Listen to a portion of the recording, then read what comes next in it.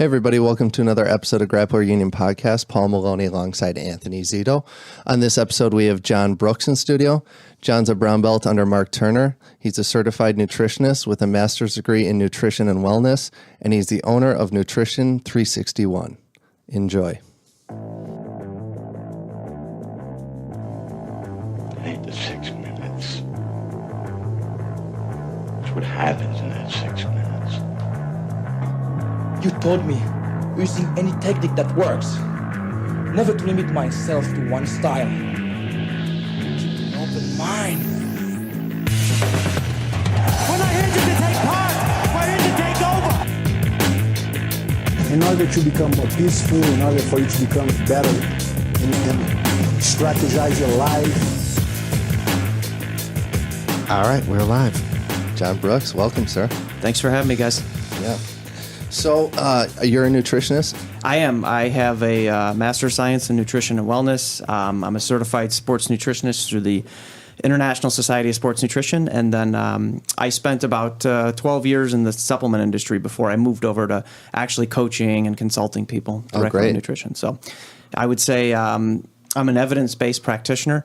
Although being quote-unquote evidence-based has kind of become its own kind of thing unto itself where people use it to market and stuff, and then you go look and they're not really evidence-based, they're just saying it. So right. That's a big problem in industry, right? Yeah, nutrition is it's particularly hard in the sense in terms of research because a lot of the effects are varied and they're down the line, right? So you can't do a randomized controlled trial on diets and look at longevity because you can't control all the variables for the lifetime of people because the effects are so far down the road, right? So what we have to do is we have to piece the puzzle together when we look at research.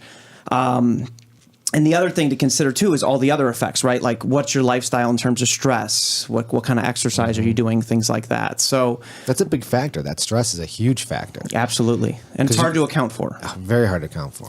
So when people talk with degrees of certitude about certain things, it's like, this is the only diet to be healthy, right? One of the questions I'll get a lot is, hey, John, what's the perfect health diet? Just in general, whether it's athletes or just everyday people. And my general answer is there's probably not a singular one. And the best kind of research we have on that is, I'm sure you guys have heard of the blue zones, which is where there are kind of areas of the world, there's 5 of them where people live the longest. And they have the highest quality of life. Where's this at? They're all over the world. There's like Okinawa, Japan. There's an area of Costa Rica. There's an area of Greece. Greece, yeah. Greece is the one I think I've heard. Yeah, Loma Linda, California. They're the Seventh-day Adventists. There's like a really small subset. And what you'll find is that they all kind of eat different diets. There's not one of them are vegan. So none of them are vegan. Sorry to my vegan friends. That's not to say that you can't be healthy and be a vegan. You have friends that are vegan? Yeah, you find out right away. How? But you have to be very disciplined, right? Because you're cutting out entire food groups. So you need to make sure you shore up any nutrient deficiencies. All of them, what they do have in common is they eat beans. So there's one for you that might anger the paleo crowd. They're worried about lectins. But they drink coffee. I think 4 of the 5. I think 4 of the 5 drink alcohol, just not to excess, right? Right. And then lifestyle. They all move. They move naturally. They walk. They do things like that. So, and they just don't overeat. And pretty much all the diets are largely plant-based. You will find. So they do. Like I said, there's animal products in there too. But they eat a lot of fruit and what's vegetables. their average weight? There's got to be an average weight. Height, Well, right? it's going to vary. They don't have that kind of I don't have that data like off the top of my head. I'm not sure, but they're all weight stable, right? They're not overweight. Right. That much I know because some of them are going to be different heights and stuff too, depending upon. So basically what I'm hearing is if I go out for a night of drinking, as long as I walk to the bar, have a couple of drinks, then walk to the Mexican place and get a bean burrito and then walk home, I'll live longer than everyone else. Good luck. There you go. So actually, it's interesting when we look at alcohol. There's actually just a recent article that popped up, which is actually pretty well written. If you guys post links and stuff after the show, sure, I can give you the link, and it's actually pretty well written. And it talks about one of the issues with alcohol research. It's called the sick quitters problem. So when you compare non-drinkers to drinkers, within the non-drinker group, you have what are called sick quitters, people who maybe drank too much in the past and are sick and therefore are now non-drinkers. So they might have cirrhosis or any number of issues, and it'll make them look, it'll make non-drinkers look worse in comparison. The better comparison is actually moderate drinkers to heavy drinkers, and that's when we can get a better idea of, hey, how much alcohol is okay. And then we get into that other thing too, like what are you doing to offset it? Are you active? Do you have low stress in your life? Things like that. So there's all these other variables that come into play, and you can see how it's challenging when you really dig into the research and the evidence. Why do people drink a beer right after a marathon? You don't have to, because there's a lot of stuff out there, if I drink this or that, it's just fine because there's calories, right? There's 7 calories per gram of alcohol, and that's generally why you'll hear stuff like that. And there's generally going to be carbohydrates and stuff in there too. So post marathon, something like that's very long distance, you're going to be depleted, right? Your glycogen's depleted, so anything carbohydrate based is going to be good. And then at that point, the alcohol is not the end of the world. Anyway, so it's just easy to consume beer, right? It's like liquid bread. It's like a quick way to get carbs. Yeah, in theory that would work. It would be fine. I mean, at the end of the day, though, too, we always have to consider too. I mean, alcohol is a toxin, quote unquote. I mean, and I kind of brush at the word toxin because you'll hear it, and it's people throw it out there, but then they don't give specific what the toxin is. But in this case, we know alcohol is, right. It's gotcha. just it's a matter of degree, how much. I don't drink at all. Okay. I just don't care for alcohol. I did when I was younger. But that was just because it was socially, that's what we did. You go to a party, there was no no Kool-Aid. Right. So it was I gotta drink something. Right? Sure. But it wouldn't be my first choice. I wouldn't start drinking because you've heard that, hey, a couple glasses of wine a week are good, right? Yeah, that's kind of one of the things. I can't even if someone cooks something with bourbon, it's I can't even eat it because I taste it. Yeah, Even though they say, oh, it cooks off. No, it doesn't. I taste that in there. So I'm just not a fan of any type of alcohol. And just because I don't mind if Paul drinks, doesn't bother me. He drinks. We go out, he'll drink. No big deal. For me, it just doesn't really fit my life. So I drink water, and that's pretty much it. Yeah. In the layman's terms, I mean, if you drink and you're a true social drinker, right? I mean, people are social drinkers, but then they're basically binge drinking on the weekend. I mean, that's not good. But if you are a true social drinker and you have all of your other habits are good, it's probably okay, right? It's probably fine. You're not really going to be taking a bunch of years off your life at the end of the day. If you drink and you have other bad habits, then it's just layered on top of your other bad habits as being bad, right? And that's a lot of what you have when we look at research and you hear a certain food is deified, hey, no red meat, right? Red meat's bad, this and that. And it goes back to research, where people were told basically, hey, avoid saturated fat, avoid red meat, right? Because it's bad. Well, then you got to ask yourself, well, who's going to take that advice when they hear that? Well, probably the people that exercise, have other good habits, things like that. And then when we go look, it's those people that don't eat red meat are healthier. But are they healthier because they avoid red meat, or are they healthier because they have all those other good habits? Exactly. And that's likely what we have now at this point when we look at the research. That's generally. So I would say that my general take is to avoid food avoidance. And I borrow that from Alan Aragon, who's another nutritionist. He's a really good researcher and stuff. So if you're looking for somebody to look for in terms of evidence-based things, he's very good too. But avoid food avoidance, in other words. What do you mean by that? Don't avoid foods. Okay. Because in the long term, if I tell you not to eat something that you really like and enjoy, it's probably not going to last. And you're better off having it, but maybe it's, not the most nutrient-dense food. So maybe we just moderate how much you have, right? Again, moderation can kind of just take on its own life of its own, right? But if roughly 80% of the energy intake you have are from what we'd consider nutrient-dense sources, and we generally know what those are, right? Fruit, vegetables, lean meats, fish, things like that, eggs, all that kind of stuff. Now, eggs with yolk. Yeah. Yolks are fine. Yolks are nutrient dense. You know what I mean? There's going to be lecithin, things like that. Now, listen, this is another thing that comes up. Now, just because I say yolks are okay and they're healthy doesn't mean if some is good, more is better, right? That's a common fallacy. So, hey, John said yolks are good, therefore I'm going to go make sure I eat 15 of them a day. Well, no, I didn't say that. Right. It's all... It's dose dependent. Okay. Right. So that's the idea. But no, I wouldn't necessarily avoid them. So like when I make, for instance, eggs or omelets or something like that, I'll usually use a whole egg and then I'll use some egg whites, right? Because I want to not get my fat too high, just depending upon what my goals are and stuff like that. Right. Huh. I have 4 scrambled eggs every morning. Get out. Yeah. Do you really? Mm-hmm. Fascinating. Yeah. I beat it up and a little pad of Kerrygold butter in there, and that's my breakfast. Sometimes if I'm even more hungry, I'll throw some oatmeal. Wow. On too. Yeah, I'm not. So I inadvertently, I listened to the Joe Rogan podcast and I was already doing this intermittent fasting. And I didn't do it because I was thinking about doing it. I just started doing it because I didn't have time to eat breakfast. I'm just not that, I'm just busy. As soon as I wake up, busy, and then afternoon busy, and then I'm not eating till, late in the day. Right. So I would go from sleeping at night till, 1, 2 in the afternoon. Really? Without You eating. wait till 1 or 2 to eat? Yeah. Oh. So, and for me, I feel great, and then I train 4 days a week. So then I'll eat after I train. And it depends on the night, sometimes I'll have, steak tacos or, sushi or whatever, pizza maybe sometimes. But and I don't feel like I need to eat that breakfast. Like they say breakfast is your most important. I don't know if that's true. Yeah, is that true, John? I like that fasting. I love how I feel on that. Sure. No, I don't like to deify any meals. So the way I look at intermittent fasting and then nutrient timing in general is that nutrient timing is probably the least important thing in general on the continuum when we look at nutrition. It's what you eat and how much are far more important than when you eat it, okay? Intermittent fasting is an eating schedule. It's that simple. There are not magical benefits to it. Now, in your case, if it helps you stick to your goals and it just happens to fit your schedule, it's totally fine. I'd recommend it. It's great. But I don't recommend people intermittent fast because there's some magical benefit. You can get leaner from it. You'll build more muscle. There's nothing anabolic about not eating. Let's just put it that way, number one. But that said, if it helps you adhere to your goals, I would say do it. But just keep in mind, it's an eating schedule. And I know it's all over YouTube. If you intermittent fast, you're going to get all these magical health benefits like autophagy and things like that. That's something I never even heard.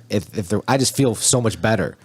I feel lighter. I feel, I don't know. It just makes me feel better. Like I'm not sluggish at all. And I would encourage you to continue it then. If it helps you and it fits your schedule, that's fine. But there are people who are trying to fit it into their day and they're like, I got to eat in this small window because, I heard it's so good for me and I could burn more fat. And, my answer to that is no. And here's how we know. We've compared intermittent fasting to continuous, more linear energy restriction where let's just say we have you and we have somebody, an exact replica of you, hypothetically, right? And you guys eat the same exact foods, have the same exact activity level. When you take in that food is not going to make a difference in terms of health benefits and things like that. You're going to have people make all kinds of claims vis-a-vis intermittent fasting, alternate day fasting, all this other, your growth hormone goes up. It's like, well, that your growth hormone goes up because it's a survival mechanism. Your body's doing that because you haven't eaten. Right. That's why. And it's not. And growth hormone has a very short half-life anyway. So if you ate the same exact number of calories on the same activity level, you're going to end up in the same place. Right.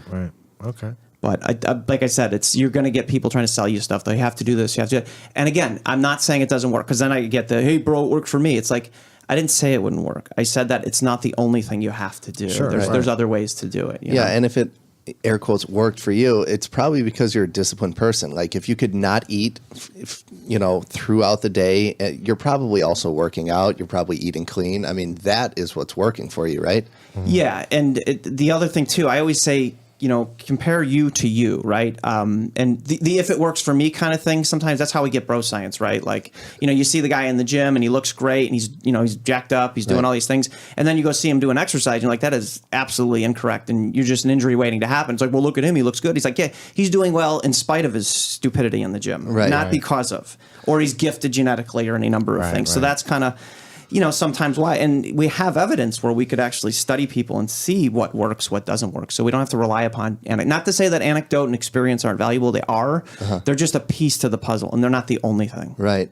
Now, what about like guys that talk about, every once a week or once every 2 weeks, don't eat for an entire day and give your digestive system a chance to catch up and things like that? That's another form of fasting and stuff. And again, if we looked at the whole week, let's just say we look at the 7 days, we have the one person eats 7 days, the other person eats 6. Same activity, eat the same foods, right? Just one did it within 6 days, one did it within 7. But is there any truth to letting your system kind of reset or catch up? So that's the autophagy I was talking about. That's kind of like your body's way of like recycling cells, so to speak. It just means self-eating, literally is what it means. Okay. And those benefits would also be had if you had energy restriction that was linear, i.e. you say you ate 7 days, but you ate less than you burned. Right. You took in less calories you burned. You still get those same health benefits. So you don't have to restrict yourself for a day. So no, the truth is no. Now people can go and they'll find research that says, hey, if you do this kind of fasting, there's these health benefits. But the question is compared to what? How is the study designed? And we know when the study is designed with the criteria that I just gave, where we eat the same things, and then Group A is doing the 6 days, Group B is say doing the 7 days, same food, same activity, same thing, same results. Right. So that's what it comes down to. Sometimes it's the research itself. You have to dig deeper. You can't just look at the abstract and say, well, this was the conclusion, therefore it's right. So we have to look at how the study was designed. They put that on so many ads, like, oh, research shows and research, and we just take that for their word, but we have no idea what the actual, like, who the people were, how many people were in the pool in the study. We know nothing like that, and we just take everything. Like, I take everything for face value a lot because I think people are like myself.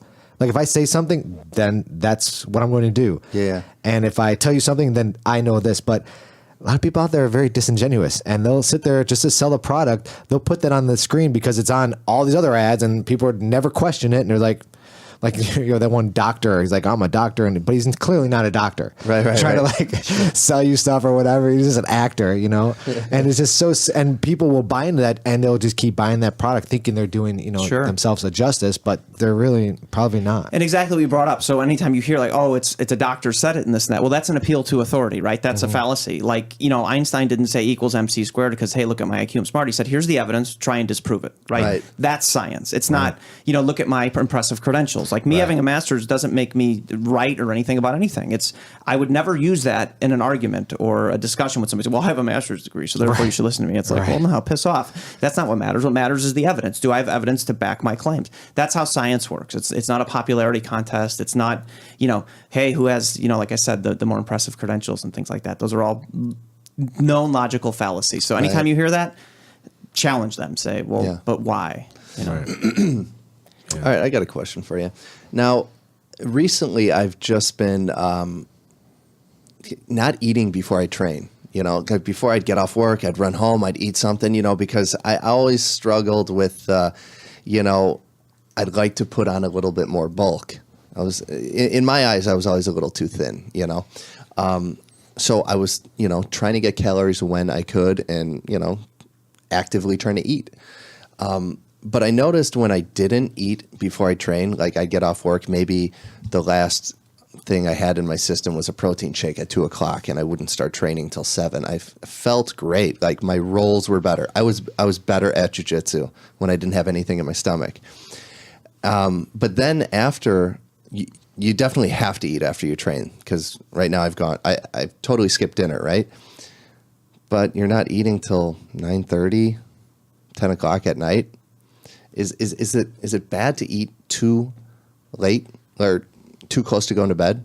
Sure. So there's a few things here that we could address. So one would be, it depends if it affects your sleep, right? Now you'll hear these terms, and generally they're told to women, right? Like, hey, if you eat past 7, it's going straight to your hips, or whatever, which is absurd, right? If you have two people who eat, say, 2,000 calories in a day, same exact food, same activity level, when they took in the nutrition purely from a standpoint of energy balance, doesn't matter. Let's just say person A ate 400 500 calorie meals evenly spaced throughout the day, but didn't eat any after 7 o'clock. Person B ate, say, 200 500 calorie meals early in the day, and then had 1,000 calories after 7 before bed. Right. And they did the same exact activity. What's the difference? There is none. Okay. There's not. So it really depends. If it affects your sleep, though, like you lay down, you have a full stomach, and it's like I have heartburn, things like that. Right. Well, those are things that might matter. But just strictly from an energy balance standpoint, it doesn't matter. And then, as you mentioned, you perform well when you're fasted like that. Mm-hmm. That's fine. That's what I talk about, like nutrient timing. It's like there are certain rules of thumb. So I would never tell you to eat a big meal right before you train because all the blood's going to be in your gut. You're going to be burping, all that kind of stuff. For right? That is going to impair performance. So I would say don't do that because your body's trying to digest that food. Right? Exactly. Yeah. It's allocating blood that you want in your muscles, pumping oxygen, fatty acids, and glucose, and it's in your gut trying to do stuff. Right. You have a finite amount of blood in your body. It's all there. That's why you get tired when you eat a big meal. Right. All the blood's in your gut. It's not in your brain. Right. Not all, but you know what I mean. More of it's allocated there. So that's kind of generally as a rule of thumb, if you want to put something practical to it, the closer you get to your training, the less you should eat. So if you're 2 hours out, you could eat more than you could eat 1 hour out. Right. That kind of thing. And that's the way to think of it. Now, if you like waking up in the morning and people say, I do my cardio fasted because I burn more fat. Well, so there's another issue with like research, right? People are like, I go work out in the mornings, I'll burn more fat fasted. Well, when we actually extend the research to like 24-hour fat oxidation rates, it doesn't matter. If you ate the same thing, you're going to be in the same place. So there's no benefit to making sure that you do fasted cardio. Now, if you perform better and you like getting up in the morning and going straight to the gym and doing whatever you're going to do, that's fine. But it's purely comes down to preference and stuff like that. So So I guess the long-winded answer, because it kind of got into something else, is that's okay. That's fine. Yeah. Okay. That might answer my next question, which is from my girlfriend. I make acai bowls at night, but we don't have them till, like 9 o'clock. And she's like, I think you're only supposed to eat fruit like before 11 o'clock. But my acai bowls are so damn good. It's like dessert. She can't refuse, know. Yeah. But is that true? Can you eat fruit? It's fine. Eat fruit whenever you want. Doesn't matter. Okay. Doesn't matter. Generally, when I work with clients, I try and encourage them to build meals around protein, right? So if you have maybe like a banana or acai bowl, have some source of protein in their yogurt or what have you. And the reason almond why butter. but there's some protein in the almond butter. I'd consider it more fat dominant, but Okay. the point being is that you end up fuller, right? Okay. And you're less likely to overeat when you have something that's protein rich. It's harder to overeat protein. Is that right? Part of, if I gave you a plate of French fries and then I gave you a plate of, say, chicken or beef or eggs, and I said eat as much as you can from each one, calorie wise, you're inevitably going to eat more of the French fries, right? They're palatable, right? They're probably going to be salty, things like that, which is fine. But you're just going to be able to eat more of them. Whereas if at some point you're going to eat the protein, whatever it is, and you're going to be like, I'm pretty full. I'm Good. here. Yeah, like a chicken breast, and you're like, I can't eat anymore. I'm kind of full, Yeah, right? As opposed to like popcorn. Like popcorn. Why the fuck can you just eat pop? Like I can go out to dinner, the butter and the salt, and then like go to a show, and it's like I can just eat all the popcorn. It's so strange. I'm not even hungry. I'm just eating this fucking popcorn. It's so annoying. I hate it. Yeah, it comes down to that, and also protein has what we call a higher thermic effect. So it's called the thermic effect of food. It's part of the energy balance equation. And what that means is when you eat a food, there's a cost to actually breaking it down and extracting the nutrients. Right. So with protein, it's somewhere between 20 and 30% of the energy you are going to yield from it is lost from breaking it down. So your body has to take the amino acids. It's got to make structures in your body, and that's a cost. If you want to average it, it's like 25%. So let's just say there's 4 calories per gram of protein. You're going to only realize about 3 of those calories because your body is using one of those calories just to extract all of the nutrients it needs from the protein. Okay. Yeah, because I think she was, she thought or heard in the past that you want to eat fruit in the morning because your body metabolizes it into sugar, and you're at least going to burn that sugar off throughout the day. Sure. So I would say, what if you didn't eat that fruit early in the day, but you had it at night, right?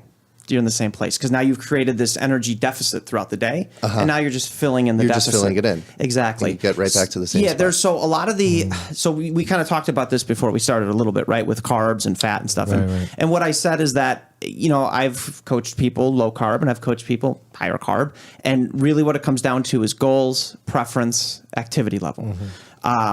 You shouldn't avoid carbohydrates because the insulin fairy is going to come and get you, right? Okay. That's the big myth out there. And it's an oversimplification of physiology. It's people who don't understand it. And they'll tell you like carbs spike insulin and therefore you can't burn fat. And that's not true. We know it's not true. A lot of the research that showed that, for instance, and again, I'm not anti-low carb. I think there's a place for it. For some people, it's better for them, right? They respond better, what have you.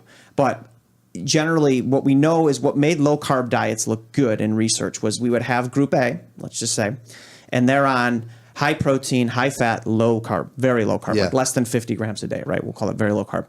The other group was on high carb, moderate fat, moderate protein.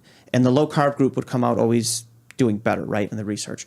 Well, then we did more research, and what we found is that when you take protein and you match it, now group A has, say, 150 grams of protein a day and high fat, low carb. Group B has that same 150 grams of protein. We match the protein. And then we match the calories, but we evenly distribute it between carbs and fat. They end up in the same place in terms of body composition. Really? The advantages to low carb are gone. And what it was the protein. Because when you eliminated the carbohydrates, they distributed some of the calories to protein and some of it to fat, whereas the other group, the moderate carb group, let's just say, wasn't getting the boost in protein to match. And when we match protein, same place. So protein is the key. And protein is the key, right? Yeah, and it's not the deify protein, but that's just the reality. And that's kind of how that... As you'll find all these kind of things that are out there in nutrition, there's hints of truth to it, but then you have to look into say why, compared to what, right? And and what evidence do you have, right? We have to look at those things to see, and that's where it's at right now. Right. And you're still going to have people, you got to do low carb. Okay, if it helps you, that's fine. But if you're doing it because you think it's the only way to be lean, it's the only way to perform, you're wrong, and you're avoiding a lot of nutrient dense foods as a result. So again, avoid food avoidance. Right. Okay. So like this whole gluten-free era came out, I don't know, a couple of years ago, whenever it was. And, one of my clients, they have a gluten-free pasta. So, I tried it and it was very delicious. The sauce is the same. I get an arrabbiata sauce, which is the spicy sauce. And I prefer the gluten-free pasta, and actually after I ate it, I didn't have that that Groggy. that I just ate a plate of pasta. I didn't have that down. So is that, obviously I feel better, so that makes sense. But am I not getting something I should be getting by eating because I can eat regular pasta, but am I missing something from that? Sure. So 2 quick things. One, with pasta, typically when we eat it, after we eat it, we're like, oh, right? Yeah, And right. here's why. It's very energy dense and it's not very filling. So you overeat it. It's not the pasta itself that's like quote unquote bad. It's just that it's a small amount of it yields a lot of calories and it's real easy to eat a lot of it. Yeah. So usually people end up eating a ton of it. Let's say like 200 grams of carbs from it. Well, of course you feel like weighted down and bloated. You just ate a ton of food. And before you realized you were full, you ate that much. Right. So generally what I tell people, if it's like they're going to eat pasta, I say, well, integrate some vegetables and protein in there too. And maybe have a known amount of pasta before you eat it. Don't just mindlessly eat pasta because you're going to be too full, right? So that's just pasta in general. That's kind of my rule of thumb. I'm not anti-pasta. It's just generally that feeling comes from eating too much of it. And it's for the reasons I stated, right? With gluten, it's wheat protein at the end of the day, right?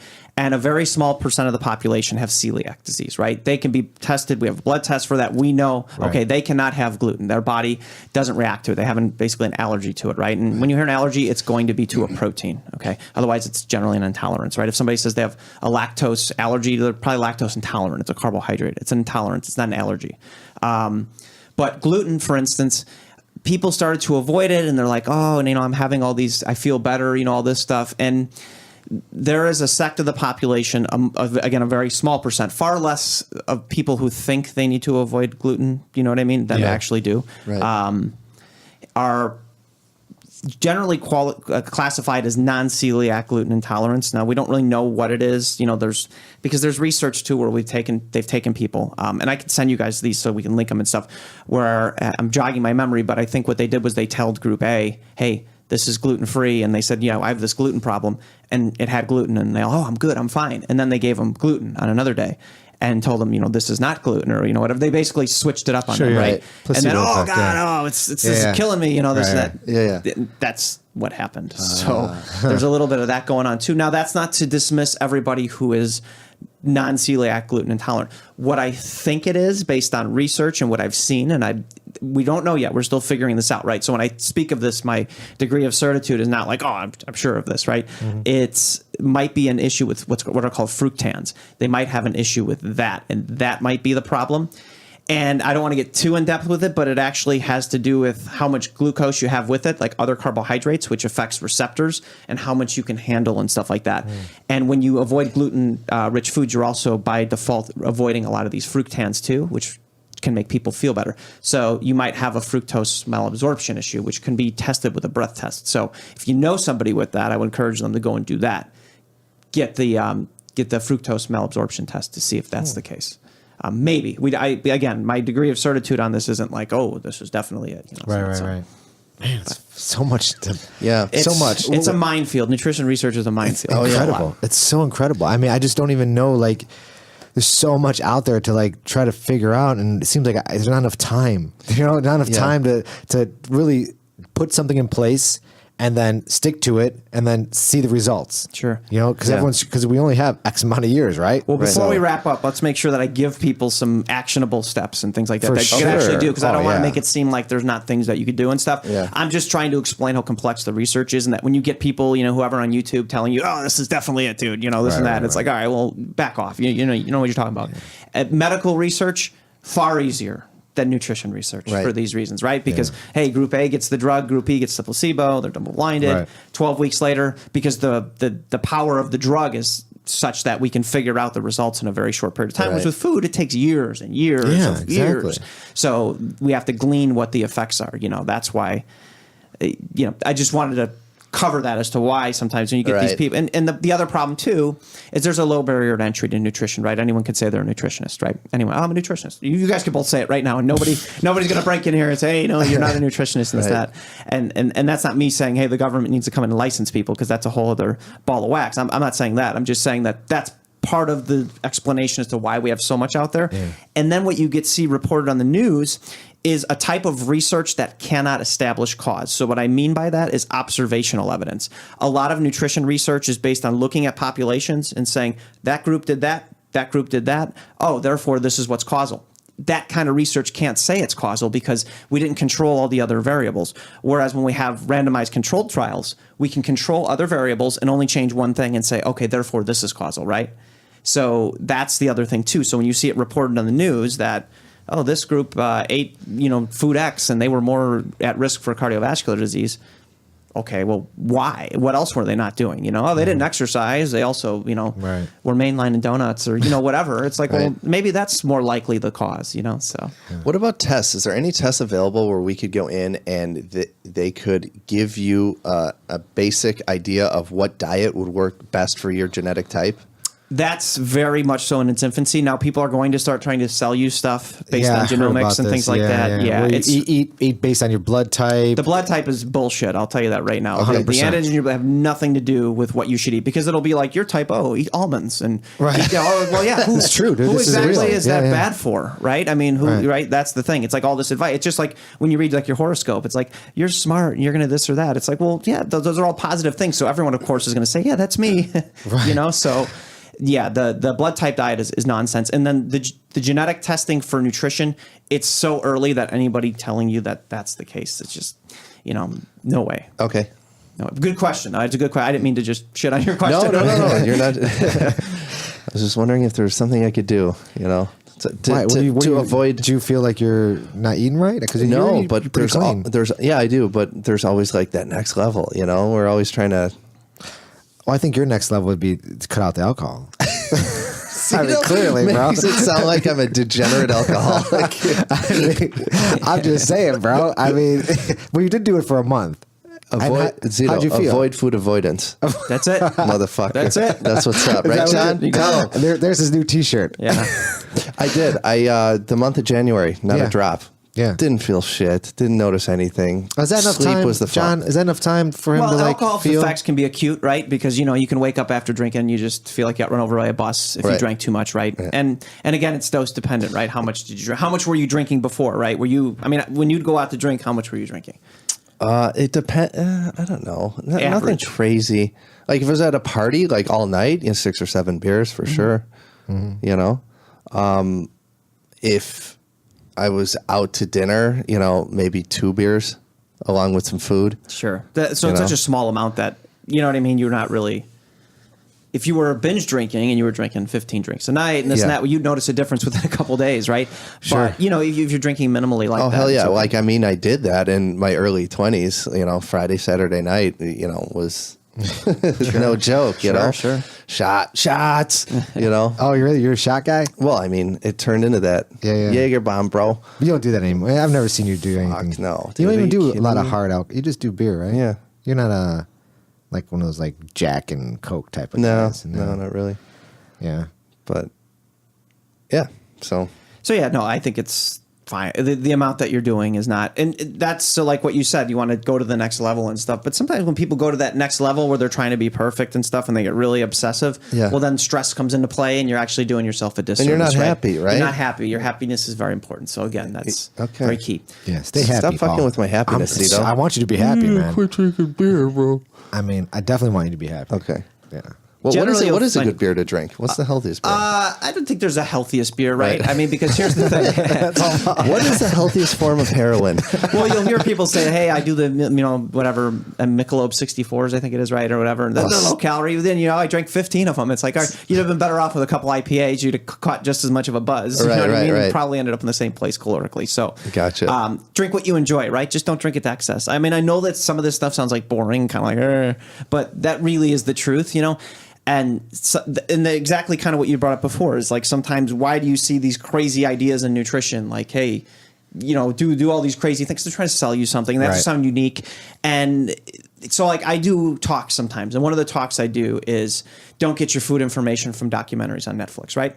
Because they're meant to scare the shit out of you, right? If I went to Netflix and I said, hey guys, I'm gonna, just like what we're talking about, I'm gonna go through Mr. Netflix, and I'm gonna pitch it to him like this. I'm gonna go through all the research and say, you know, you can kind of eat this, you could eat that, moderation, blah blah blah, you know, all that kind of stuff, right? And they'd be like, yeah, get out of here, nobody's gonna watch that. We need to scare the shit out of people, so they tell people to watch. Exactly. Right? That's the reality. So it doesn't matter. So don't get your food information from Netflix. That's a good call. It's entertainment. It is not objective, evidence-based things. It's somebody with an agenda, and that's it. So because that's the news. That's the news platform. We need to scare the shit out of you, or you're not going to watch. Sure. This is like a real life horror movie. You know, like it's like a thriller. You know, and just because it comes in documentary form doesn't mean it's still not news trying to scare you. Exactly. And they need to entertain you, right? You need a good guy and you need a bad guy, right? It's just like any classic story, right? You need your hero, anti-hero type thing. Right. And that's really what they're looking for. I mean, that's what Netflix gives a shit about. Not, you know, we're going to bring John in to talk about the evidence. Sounds like a long day. You know, they're not going to do that. So that's something to keep in mind too. I avoid those. Like you hear people, they're like, dude, you got to check out Food Inc. on Netflix. It's like, why? Why do I want to watch that? Sure. Why do I want to like know every little thing inside everything that I'm eating? That's torturous, kind of, you know? Sure. Yeah. And I don't mean to dismiss if somebody is like an animal lover and they don't want to eat meat. So like when I have clients who are plant-based, I don't try and talk them out of, if they have a moral objection to eating animal-based foods, I don't try and talk them out of it. I just say, you know, that I respect that. I really do. You know, that's fine. If that's your thing, that's okay.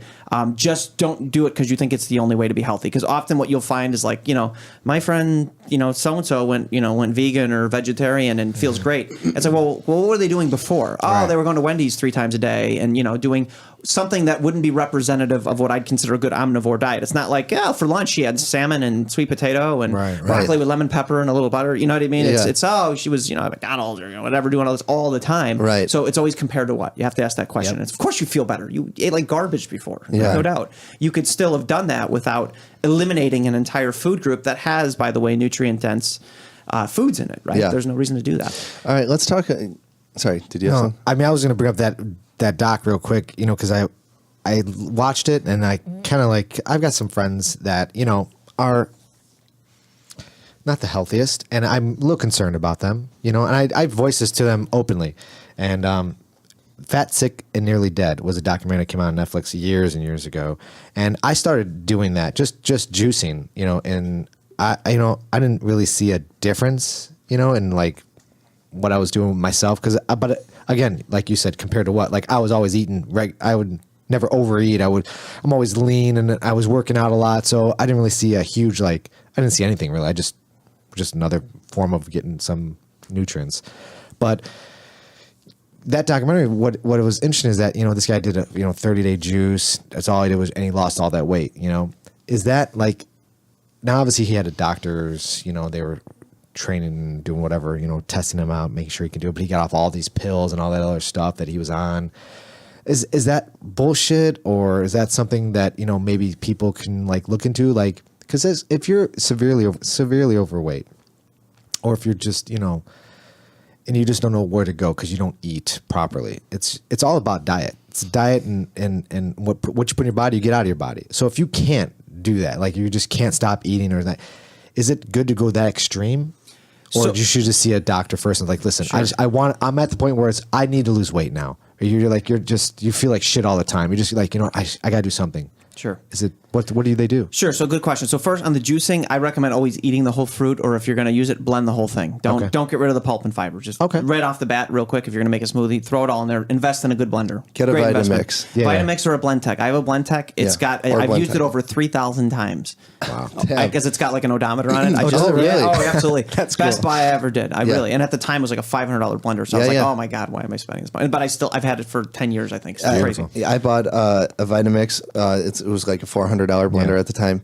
Like same best investment I've ever made. It does seem like a lot of money, but the thing's a tank and it just makes the food awesome. You're not going to get spinach in your teeth and stuff. It'll grind it into nothing. But as far as your question, so obesity is interesting, and a lot of the times, unfortunately, it's that, you know, if somebody's overweight or obese, it's they're lazy, they're a sloth, they're this or that. No, they truly have a physiological issue. They don't get the message, hey, I'm full. they have a lot of things going on, from an endocrine standpoint and things like that. So just to dismiss it like that, like, hey, get off the couch, there's more to it. Okay. Right. There's a lot of stuff there. There's a lot of things with relationship to food. So don't be a dick and mistreat somebody, especially if they're in the gym and they're trying to get better, or maybe they're trying jujitsu, right? Like, encourage them. Don't be an asshole. Like, encourage them. It's not as easy for them. They're right? trying, obviously. They're there. Yeah.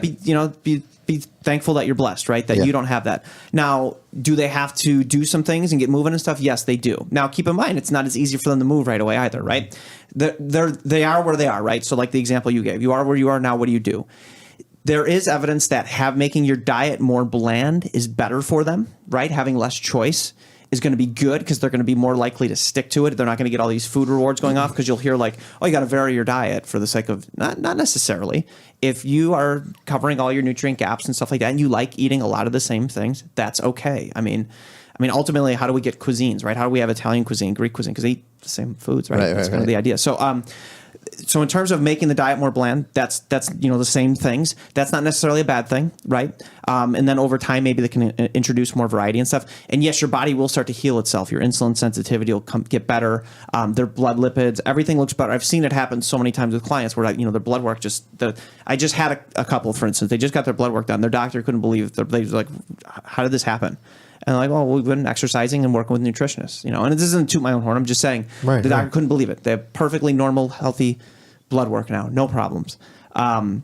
The other thing too is that no matter what, when somebody loses weight, regardless of what people tell you, and this is another issue in nutrition, it's an energy deficit. The reason why he lost weight is he took in less than he burned. That's the reality. Now, there is nuance to energy balance, but if you are going to lose weight, you have to take in less than you burn. It's just the reality. You can increase your activity, or you can eat less, or you could do both.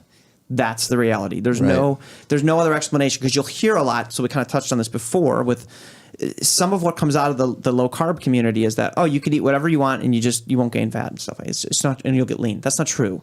The reason why people were losing weight from that is because they couldn't overeat protein, right? So inevitably, they ended up eating less as a result, but didn't realize that. They thought, well, I can eat all the fat and protein I want, and I'm not going to, gain weight, or I'm going to continue to lose weight.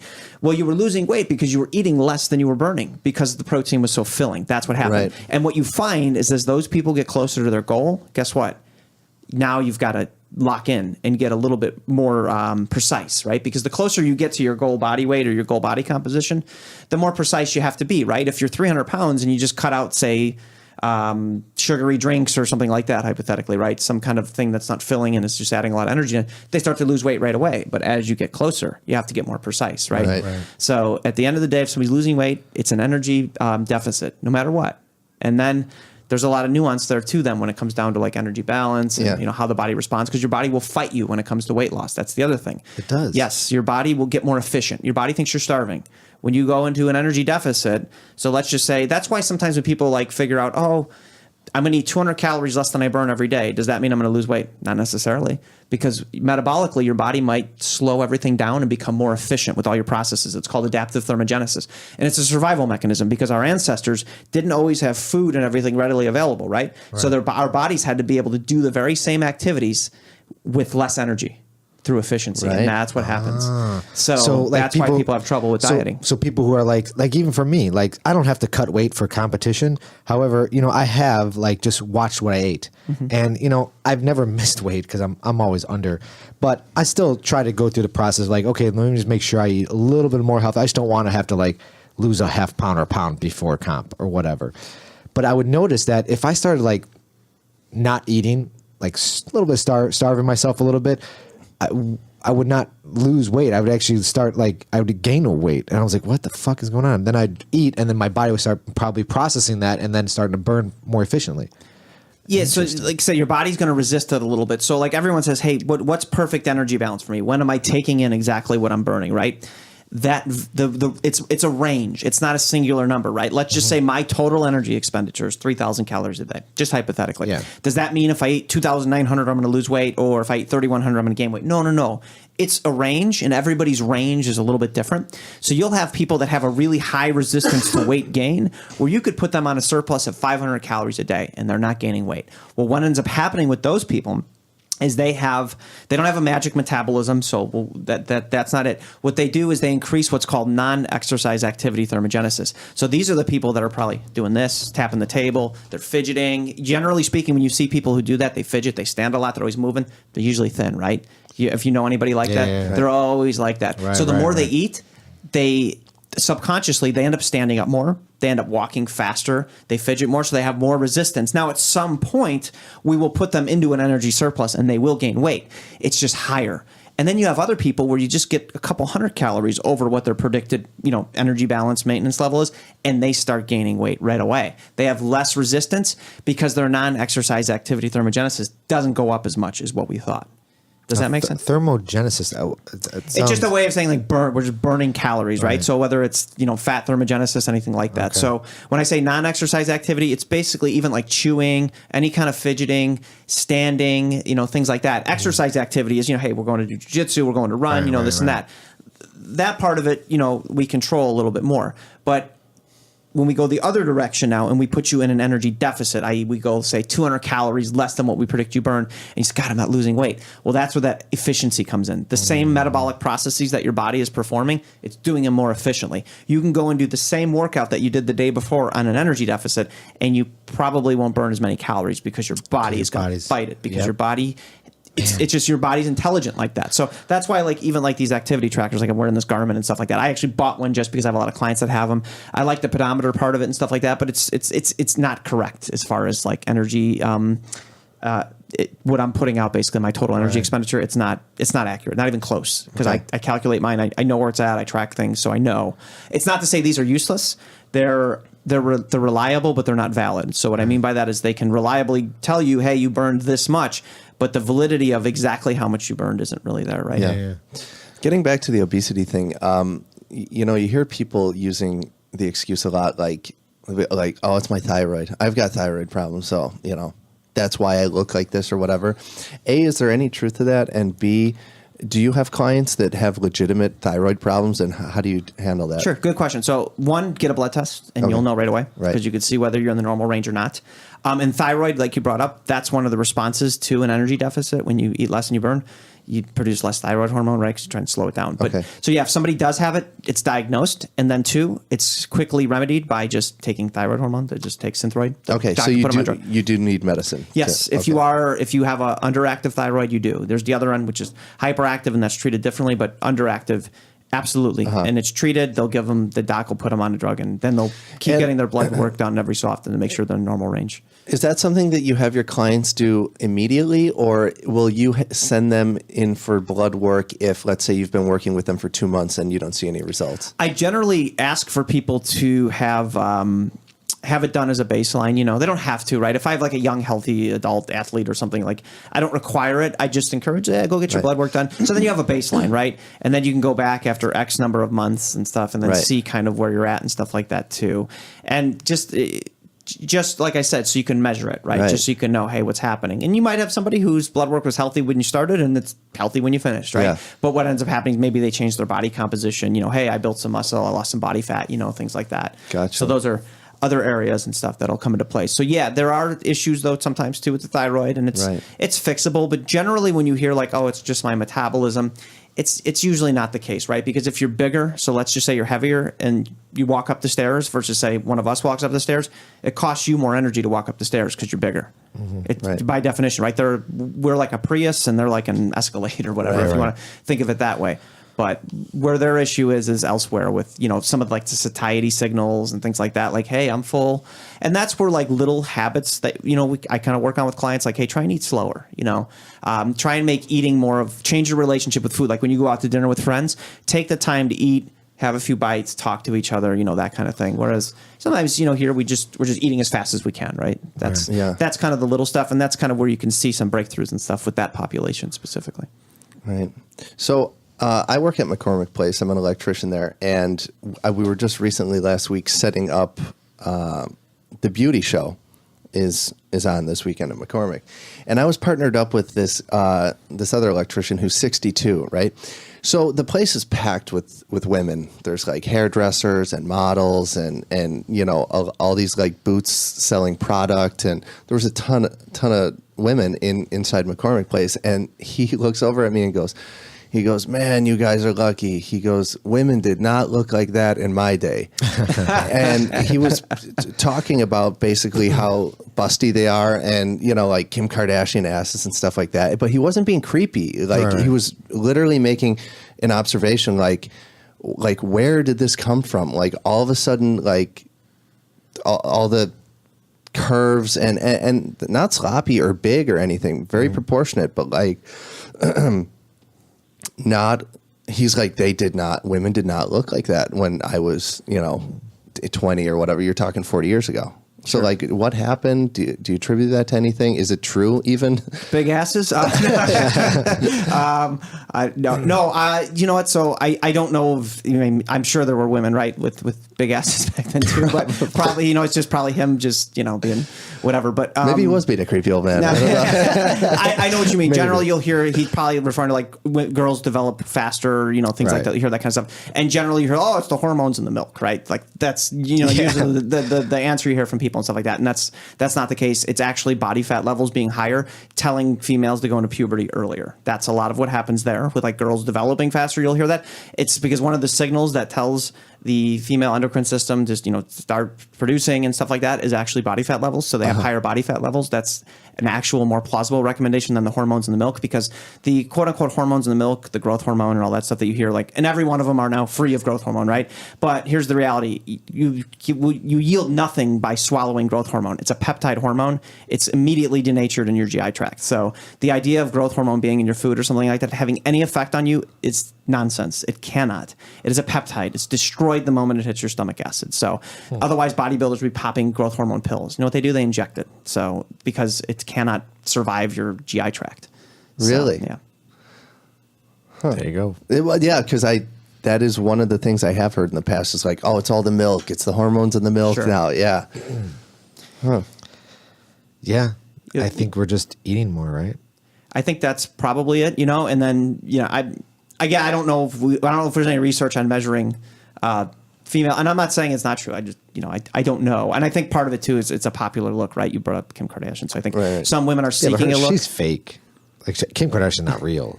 Like that's injected. I have no idea. Sure. But because then they show that photo of her when it's not photoshopped and it's like really like cottage cheese, and it's not aesthetically pleasing at all. It's like horrible. And like I think like exercising has just come so far as far as like, hey, which muscle would you like to build? Like we could isolate that now. Glutes there's a really popular, there's actually a really good trainer.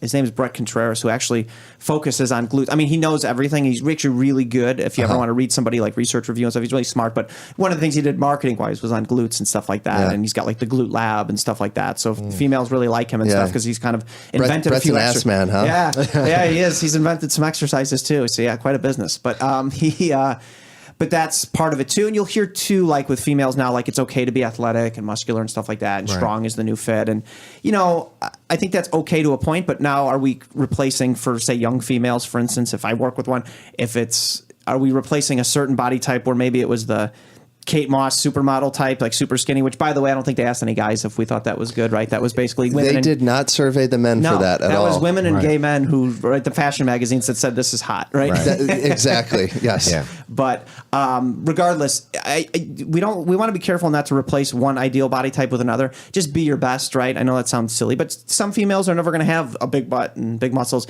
Maybe they're going to be more longer and lean, right? And the same with guys too. Like you got to just seek to be your best, which again sounds corny, but it really is true. You know, if you're not genetically programmed to be that way, then it's not going to happen. Yeah. You know? Yeah. Or go get some fat injected in your ass. Fucked up. Well, you know, you see with men too, with bodybuilders with calf injections. Oh yeah, that's right. You know what I mean? Pectoral, right? Pecs, and then in the what's the synthol? Synthol, where they're putting that in there. It's a triglyceride. The calf injection. The calf one is the best. Yeah, right. Yeah, that's like the That's like the dude's version of breasts. You know what I mean? Like you just can't. Is it? You I can't never build think about that. it. No, you either got them or you don't. You either have them or you don't. You can't build calves. Like I've got really skinny legs. Me too. Skinny calves. I have skinny calves. But I never really think about like, all right, I mean, they're strong. I know they're strong, but it doesn't really Good for faze me. jujitsu, right? There's It's certain fucking awesome yeah, for jujitsu. yeah. Right. Yeah. Bony I mean, shins. Right. It's really just it doesn't really serve a purpose, does it? I mean, like you have the best athletes in the world and they have like no calves, you know? Yeah. John they Jones just look good, really. He doesn't have any calves. Yeah, John Jones doesn't have any calves. No. Yeah. Yeah. Fuck. But man, people inject that. No, yeah, I think it's from junior high wearing the gym shorts, and you're like, look at my skinny calves. Yeah, right. You know, It's just an awkward phase anyway to be even, looking at yourself at that. Yeah. That at Oh, that sure, time. sure. I know. It's so horrible. Like they should just all wear baggy clothes all the time Should in just high wear school. potato sacks, Yeah, you know? exactly. Just wait. Just wait. Just wait, yeah. Don't get too involved when you're that young. You know, it's No. it's awkward. it age. creates a lot of things that go with you as you age in life, for sure. Yeah, sure. Yeah. It's so, And then it's just weird the way like like girls and guys like come into their development at different times. So it's like the girls are like peeking out when we're in our most awkward Yeah. phase. You know what I mean? And you're like, oh my God, what the fuck? Yeah. You know, they're 18, they're dating 24-year-olds, and you're sitting there like, I've got pimples all over my face. Like I can't build muscle. Yeah. Just awkward, right? yeah. Evolution fucked us on there. Yeah. Really strange. Yeah. Or did It's it? weird. You could be like Matthew McConaughey, right? And Well, that's the thing. There you go. Right. I heard a saying before. like, what's the line from the movie where he's, They I stay- get older and the chicks stay the they same age. Yeah. All right. All right. You ever hear the line, men age like wine and women age like milk? Oh, jeez. That's kind of rude, isn't it? That is very rude. Yeah. Well, that's So like in the messed up. news, right? That's what you get with the anchors and stuff, right? They're, Yeah, exactly. Let's, It's so unfortunate. hey, I didn't come up with it. I know. I'm Paul. repeating it. I know.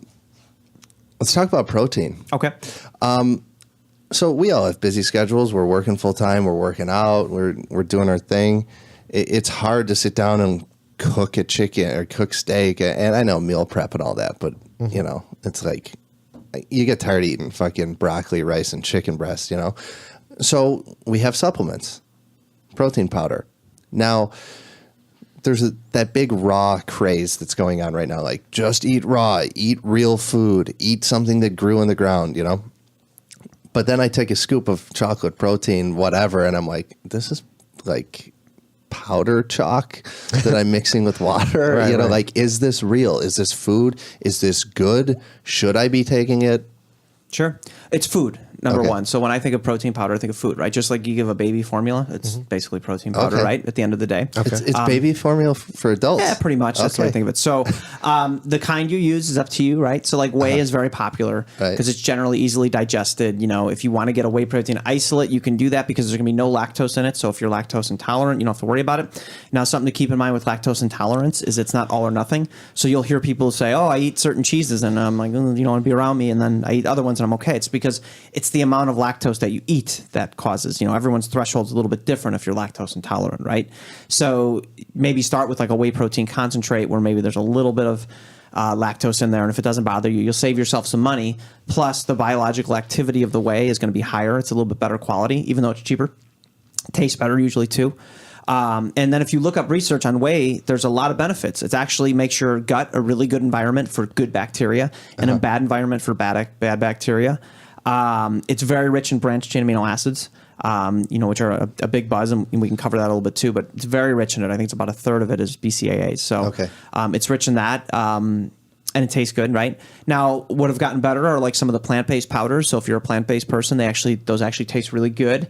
They fortify them now with BCAAs and things like that to make sure that the amino acid profile is optimal, to make sure that you're getting everything that you need. So yeah, I think protein powders are great, and you can make them into like smoothies. You could throw fruit in there. You could throw, if you have a good blender like you do, you could put green vegetables in there. Use a lot of ice too. Make sure it's cold. Things like that. So kind of experiment, find what you like. But yeah, I think that's totally fine. In terms of like cooking, like what you'd maybe consider more commonly considered food based sources. Things like Instant Pots are out there. They're so easy to use, like electric pressure cookers. You could throw for 20 minutes. You could throw a bunch of chicken in there and with some broth, and you'd have pulled chicken 20 minutes later. Stuff like that, and you could kind of store that and do what you want with it. Make salads, make whatever you want. Now grilling is real easy and stuff like that too. So. And now eating out has never been easier, right? Like you can go to all these different places, Chipotle, Panera, all of them. They're all protein rich, right? And you should always build your plate around protein too, right? If we had a chef in here, Bobby Flay or name your favorite Gordon Ramsay, if you want to be told to fuck off for screwing up, no. Right. But they'll tell you, look, we build our plate around protein. We start with a protein, then we had a vegetable. That's if you gave them a plate without a protein, they'd be like, well, complete the plate, right? Yeah. So that's the idea. So yeah. To answer your question, protein powders are fine. Okay. Find one that tastes good, that's not overpriced.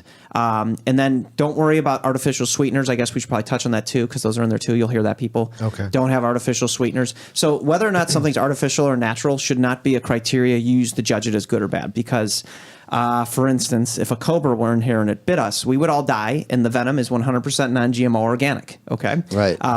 Same with ricin, right? Natural, deadly. Okay? So just because something's artificial doesn't mean it's bad, right? People use that. It's like a boogeyman. Oh, it's artificial. It's like, okay, well, what does the research say? Is it safe? Is it okay? Right. And what we know about the sweeteners is there's a ton of research showing, especially with done on rodents with super physiological doses, that it's fine. And you're not going to have a lot of it because a very small amount of it creates a lot of sweetness and stuff. So if the choice is between drinking your calories, and when I say drink your calories, I mean like juices and sodas and stuff, I opt for people to generally have the ones that are artificially sweetened, just because you'd rather eat those calories. Okay. So like sugar versus honey, does the body just recognize it as sugar? Yeah, honey is going to have sugar and stuff, right? And it's fine. And look, I'm not anti-sugar. There are 18 countries in the world that eat more sugar than the United States per capita and have lower obesity rates. So the idea that sugar is wholly causal in obesity is incorrect. Yeah. People who are obese overeat everything. It's not a singular thing. So to blame it on one thing is just silly. Generally speaking, what you're going to see with like things that are, say, sugary or added sugars or things like that is they're just easily overeaten and they're not filling. That's really what it comes down to. But that doesn't mean you can never have any sugar, right? So if I put honey in my oatmeal, for instance, that's great. And there's going to be some other nutrients within it too, and that's maybe why you'll hear, oh, honey is better, kind of thing. But if you like a little sugar in your coffee, like a teaspoon, and you're active and stuff, it's fine. It's okay. It's not going to, again, the insulin fairy is not going to come and get you. You're going to be fine. What about sweet potatoes? Do sweet potatoes spike insulin? Well, whey protein can spike insulin, right? Okay. So you'll hear that too. So whether something spikes insulin or not is not a criteria I use, because usually what happens is when you eat a sweet potato, you don't eat it by itself. You usually eat it with something else, right? You eat it with protein or fat. And that actually blunts the insulin response as well. So when you hear like the glycemic index of carbs, you guys familiar with that, where that's basically how quick does a carbohydrate become blood glucose, right? How quick does it raise your blood sugar? Well, when they do the test to figure out the glycemic index of foods, they bring them in after a fast. And they feed them a food in isolation. Like, here's a piece of white bread after you fasted for 12 hours, and let's measure the glycemic index. Nobody eats like that. Right. The reality is if you eat that, you eat it with something else, which completely changes the glycemic index, which is why I don't use it as a criteria to judge anything. So, like, when you eat your sweet potato, you probably also had some kind of a protein source, some kind of a fat source, which is going to slow down the absorption of it. It's going to slow down the rate at which it turns to blood glucose.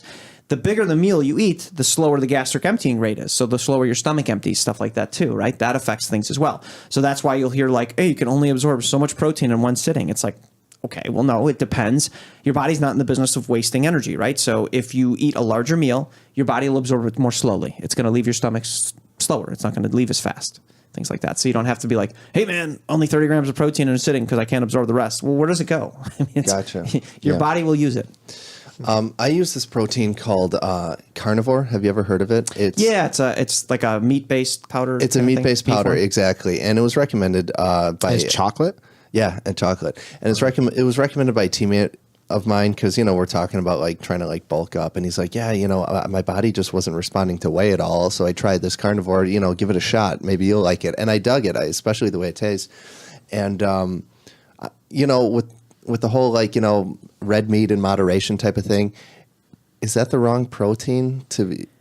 If you like the taste of it and it's not overpriced, I think it's fine, right? Okay. But I wouldn't, if it, on a gram for gram basis, it's not going to be quote unquote more anabolic than whey. You know what I mean? That's just more marketing and stuff like that. It's just another source of protein is really what it comes down to.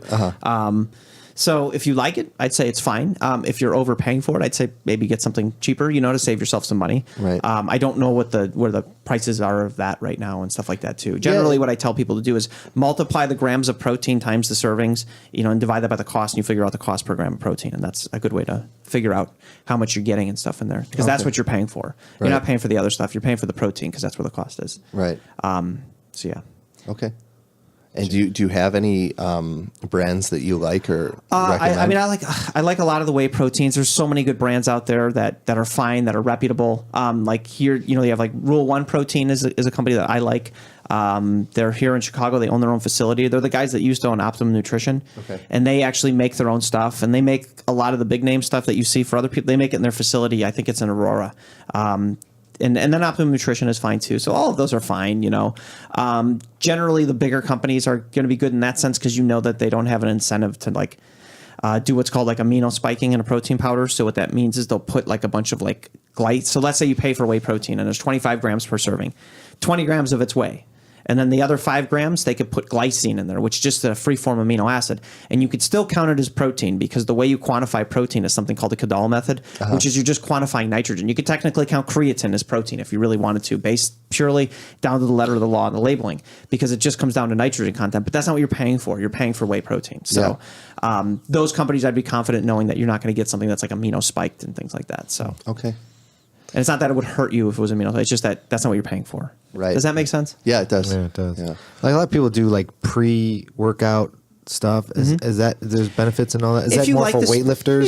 If you like the way the stims make you feel, or if you'd rather have coffee or something, it's usually going to be the caffeine. There's going to be other stimulants out there too. Usually it's the nervous system stimulants, right? Like caffeine. And caffeine's a performance enhancer. Make no mistake about it. It is, huh? There's tons of research showing the benefits of caffeine. Absolutely. What about THC? Is like as a performance enhancer? I don't know, honestly, because you're hearing a lot about the cannabinoids and the creams and stuff like that. Right. And I hear a lot from people, I take this, it feels good, especially when I was in California last time, I was everywhere. I was like, I couldn't get away from it. Right. And I don't know, honestly. I would have to look at the research to know for sure. So I don't have an informed opinion on that. And then there's also 5-hour energy. People do that. Yeah, it's another source of caffeine is That's really all what it it comes is, down to. Yeah, but some of the pre-workouts, let me just be clear, will have like things like beta-alanine in there, which is a good ingredient. It's got evidence behind it. You just have to make sure it's dosed accordingly. That's what's going to kind of give you like the tingly feeling. If you ever take one, you're like, I'm kind of tingly. I'm getting this. It's called paresthesia. It makes you feel like pins and needles kind of thing. Oh, really? That's from beta-alanine. What that's going to do is buffer acid in your muscles. So anytime you're like, jiu-jitsu is a mixed sport, right? You have to be aerobically in shape. You have to be in shape anaerobically. And within anaerobic shape, you have to have your what's called your phosphagen system, which is like your really explosive action, right? It's like less than 6 seconds, like just jump as high as you can, right? You use your phosphagen system, right? But then when you extend that out and you're trying to be explosive for like less than 2 minutes and really just keep going, that's more like glycolysis. So like on a track, that's like a 400-meter run, like once around. When you see people, they're kind of sprinting, but they're also pushing themselves aerobically, right? Mm-hmm. So jiu-jitsu being a mixed sport, that's where something like beta-alanine might help because it's going to buffer acid. Right. And it's not lactic acid that's a limiting factor. Your body actually uses lactic acid for energy. It's the acid that dissociates from lactic acid that can be that burn that you feel that kind of starts to limit things. Right. Because you can't get enough oxygen into your system to neutralize the acid because the CO2 you breathe out is acid. Right. So that's how do we get around that problem? Get in shape. No. Yeah. But no, train accordingly and stuff like that. Right. But that's what's cool about to me like jiu-jitsu and MMA is it's a true mixed sport. Right. It's kind of a decathlon of sports insofar as you can't just be in shape one way or the other. Like we all know the guy who's like really explosive and like after a couple minutes you're just going to wear his ass out and you can do what you want to him, right? Yeah. It's like, well, change the way you roll. But then you'll have people too. It's more like paced and they're just really good and they just stay right at that pace. But then maybe you push them and then you can kind of wear them out and get them. And you want to kind of have the ability to do all of the above, right? If you're truly want to be great, right? If you watch the great ones, they can explode when they have to. They can sustain a pace, that kind of thing. So performance enhancement wise, like creatine is very good. Creatine is probably hands down the most researched, best supplement that you can take. Really? Okay. Absolutely. There's the most research. Now, why don't you hear a ton about, say, just plain old creatine monohydrate? Because it's cheap and they don't make a lot of money off of it because it's like a commodity at this point, right? It's like buying a gallon of milk. It's just the price is what it is. Right. Creatine monohydrate's fine. You don't have to pay for fancy forms or anything like that. It's plenty stable. It absorbs fine. I highly recommend people take it if they want to perform well. On top of the protein powder that has the creatine in it? No, you need roughly, I mean, it's anywhere from like guys like our size, 3 to 5 grams a day. Okay. And then the question comes, should I load on it? You don't have to. It just speeds up the time in which you get saturated with it. Okay. And what creatine does is it donates a phosphate, right? So when you do these explosive movements that I'm talking about, your body uses ATP for energy, right? It's adenosine triphosphate, and then to some degree adenosine diphosphate, right? You lose the phosphates. The breaking of that bond is what creates the energy. Creatine is stored in your muscle as creatine phosphate, so it donates a phosphate. So now that ADP, the adenosine diphosphate, can be recycled back into ATP. So now we keep the ATP levels higher. And they're also higher too at the start, and your body kind of knows that intuitively. So you could actually explode more. That's how people like have more strength and stuff when they're on creatine. So so you take away a limiting factor. As far as if you supplement with creatine, if you fill yourself up with it, you take away something that might be limiting you. Okay. And is it true that your body retains water if you're on creatine? You will get your cells will be more volumized, right? They'll be hyperhydrated, so to speak. So you can have more water in your body as a result of it. So you might gain some weight. That is true. So if you are going to try and make weight, maybe for a contest or something, and you're concerned about, hey, I got this tournament, that maybe not take it, or train with it on and find where your body weight would be being on it, and then you can kind of go from there. But then you'll hear like, oh, you need to drink more water when you're on creatine. That's when exactly is it a bad idea to be hydrated? You know what I mean? That's always my thing. And so no, there's no higher requirement for water intake when you're on creatine. That's a myth. You should always try and be hydrated as a general rule of thumb, unless of course you're just trying to make weight or something like that. But that's something here that causes cramps. Again, not true. These are all myths. Wait, what's a cramping, myth? Muscle cramping from creatine. Not being from being on creatine. creatine. Yeah, Okay. cramping. Yeah, from being dehydrated. Yes, that's true. That's true. But right. taking creatine and it being causal in muscle cramps, it's not true. It's actually good for your brain too. Now we know that too. Creatine. Oh, is that So, right? Yeah, a lot of research too. So fascinating. definitely. And if you are plant based, you should definitely be on creatine because you're going to be far lower in terms of the amount of creatine you have. You're going to be of probably what's called a high responder to creatine because your starting levels are going to be much lower. So if you are somebody plant based, take creatine. Because I always heard coming from like back in the day, creatine weightlifters used to bulk up. Like it's like, oh, I'm on creatine to bulk up. So it's not really just for that. No, you can build muscle from it, right? Because you're going to be stronger, you're going to be faster, all that kind of stuff, right? But it's not, what's going to cause you to bulk up is going to be your energy intake. If you're taking in more than you're burning, your calories are going to determine that, along with the kind of training you're doing. So someone like me, I can start taking creatine and still stay at my same weight? Roughly, you might gain a couple pounds, right? Just because of the what we talked about, the hyperhydration in your cells from the water and stuff. So you might gain a couple pounds, but it's not body fat. It's just water, right? Just water. So it's okay. So I'll still feel... Yeah, you'll actually feel like full and stuff, and it's not going to bloat you. That's the other thing you'll hear. It's not subcutaneous fluid beneath your skin like from sodium. It's actually inside your cells. So if anything, it pushes everything out. Make your muscle bellies feel fuller and stuff. So it's a real cheap, easy way to improve yourself. I mean, if you basically, it'll never be banned in competition because it's in food and things like that. They're not going to ban it. They can't. Every Olympics, pretty much any athlete that has a sport that requires explosive energy or anaerobic endurance, they're on creatine. I guarantee you. Now, what about for like a recovery? It can help with recovery, but I mean, the biggest thing with recovery is going to be recovery, right? Sleep, eating properly, things like that. But yeah, creatine can improve recovery, but I'd say the biggest benefits are going to be more performance-based. Performance-based. Definitely. Now, I don't drink coffee, and I battle with this because I enjoy coffee. I used to drink coffee a long time ago, a lot, and but the problem was the way I drank it was with a lot of sugar. And so I just got off it because I just didn't want to deal with that. It just made my heart rate. But is there benefits to drink coffee? I hear both sides, like, don't just drink. I just drink water because I'm like, you can't go wrong with just water, right? But, these coffees now they're coming out, they're pretty damn good. Like nitro-infused coffee. It's like, hell yeah, it's so good.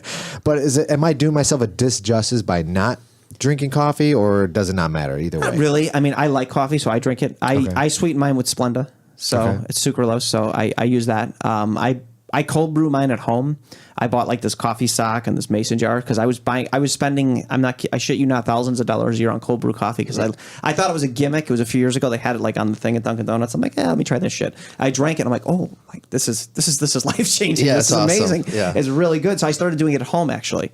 And I have to do it like twice a week because I make like a huge thing of it. So I drink it. I like it. I like the way it makes me feel and I like the way it tastes. So yeah, I like it. But so if you like it, I would say drink it. If you're worried about the calories, like the sugar and stuff, then just find an artificial sweetener that you like. Like I like Splenda. I find it pleasant, tastes good. Just use a few of them in there. And then the secret, if you make it at home, is to use heavy whipping cream. A little bit goes a long way. That's usually what they use at like Starbucks and Dunkin' Donuts. That's why it tastes so good. Yeah. It's just that really good dairy fat. So I use like a tablespoon of it and like a big thing of it.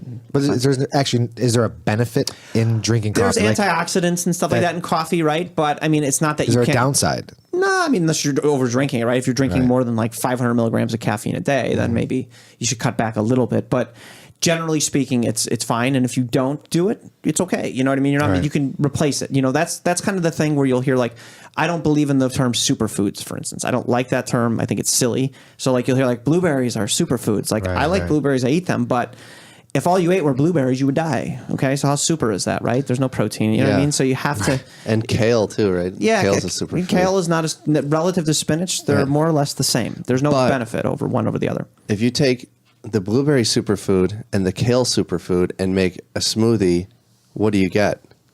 A super duper food? Super duper smoothie. There you go. That's right. There you go. So yeah, it's all relative to what the given food is rich in, right? You know what I mean? Like, oh, I had an orange. It's great for vitamin C.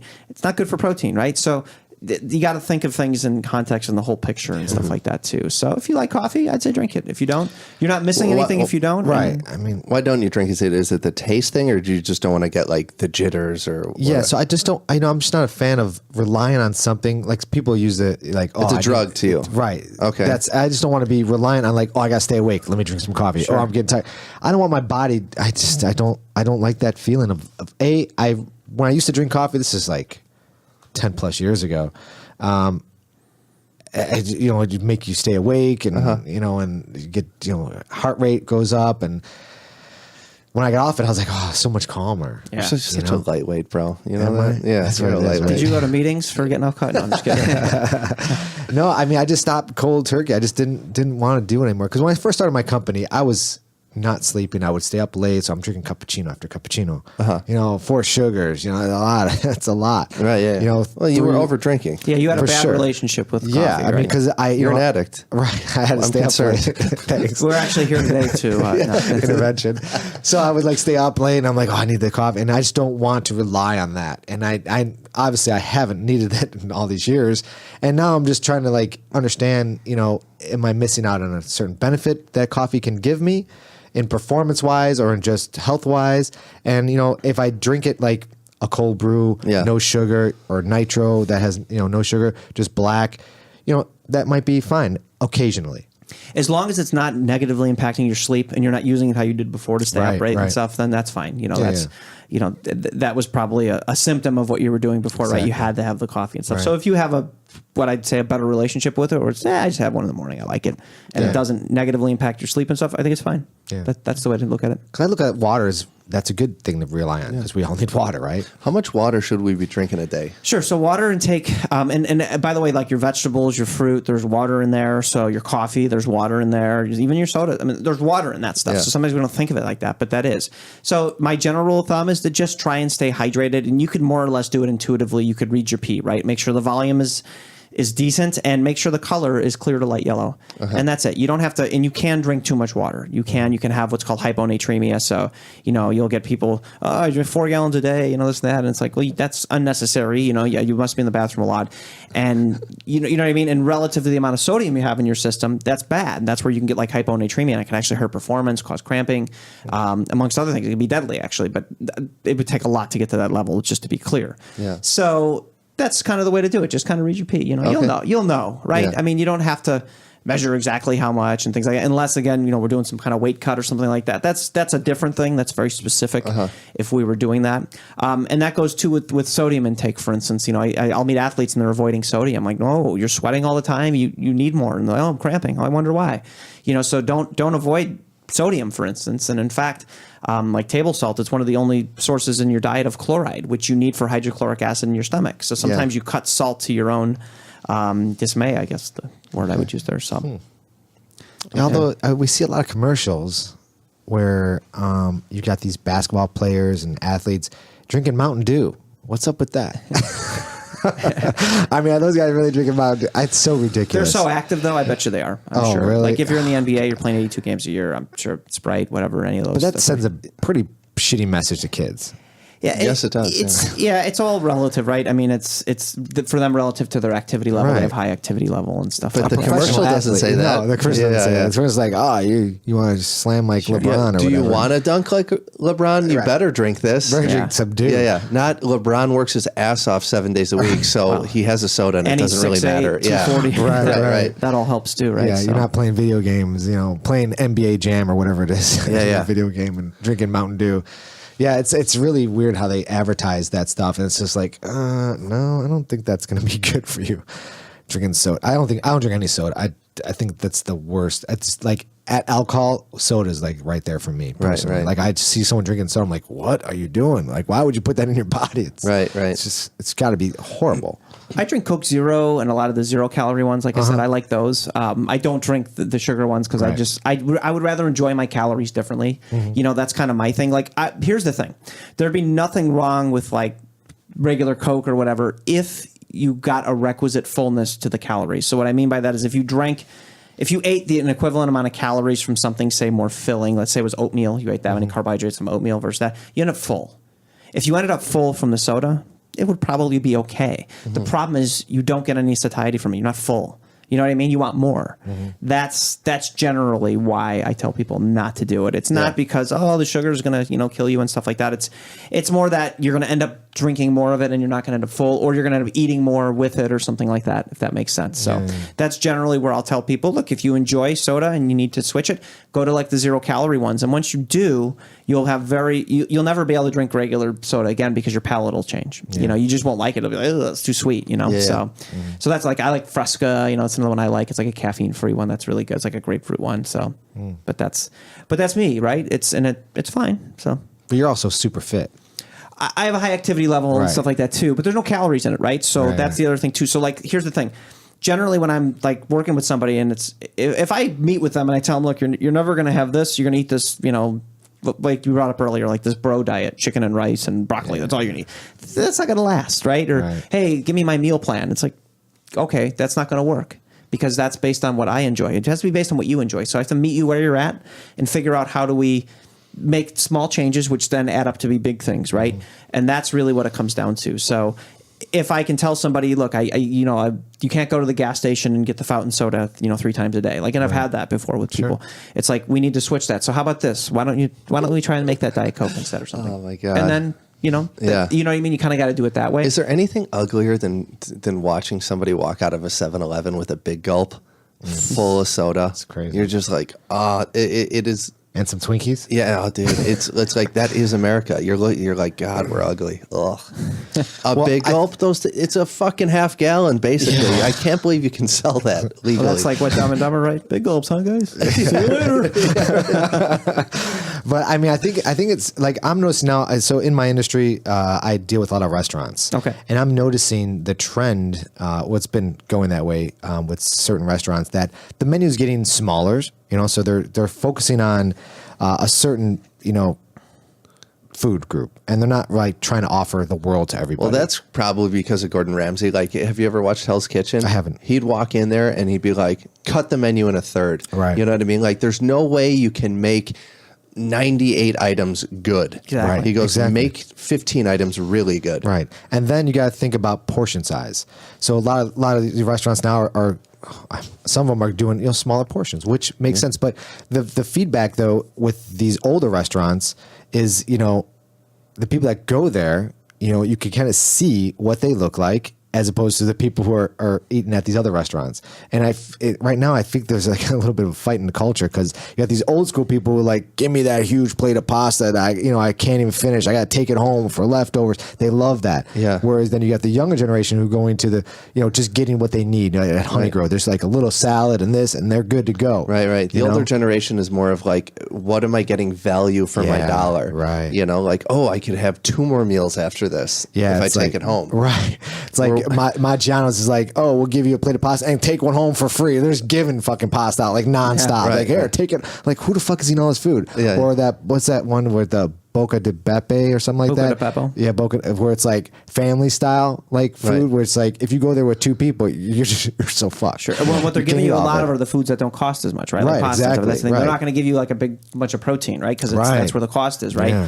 Yeah. So that's going to be a part of it. And just like you said, though, like, so when people eat out, like a tip I always tell them is get a salad first, you know, try that. Just eat we know beyond a shadow of a doubt from research that if you eat a salad first, you'll inevitably eat less in the follow-up because you're filling yourself with a vegetable, which is very low on the energy density scale, but very dense, right? If I opened a bag of spinach and I spread it on the table, you'd be like, wow, that's a lot of food. And you're like, oh, it's very few calories, right? But if next to it I put like a little handful of pasta, you'd be like, oh, damn, that's a lot of calories in a small amount of food, right? That's the difference between, you know, the energy density of it. But also, what's salad, right? Because like iceberg lettuce is purely water, right? There's some actual benefits to iceberg. Yeah, it's okay, you know, but most are now switching, right? Where they're going to give you romaine unless it's got, you know, E. coli or whatever. Stay away from romaine now. Or, you know, like spinach and more greens and stuff like that too. The spring mix. Spring mixes. Yeah, you're seeing more of that, right? Arugula salads, you know, things like that. Good and then stuff. as far as dressing, I generally, if you're going to be out, get like a olive oil based one is generally what I say. Get like a balsamic or something like that. Sure. If you're at home and you like ranch and things like that, use Greek yogurt to make it. You can use Greek yogurt plain and use like a packet of, you would never know that it was Greek yogurt and you just mix the ranch packet in there. You can make cilantro lime dressings with it. I mean, you name it, you can make it with that kind of stuff too. So My girlfriend used to work at a bar, and you know, we'd order. When I ordered wings one time, you know, I'm like, should I get ranch or blue cheese? I like ranch. And she's like, yeah, just order the ranch. She goes, the blue cheese is just ranch with blue cheese crumbles in it. Oh, is that right? That's all they do. I don't like blue cheese. No. Can't have it. No. I love cheese, but that one, can't do it. I could do blue cheese for sure. But It's I'm sensitive to cheese lactose. It's a great snack. It's rich in calcium. It's rich in protein. There's going to be some good fat in most of them. So yeah, I'm a big fan of cheese. Yeah. Definitely. Just don't cut it. John, hypothetical. The morning of the Chicago Open, I wake up at 7:00.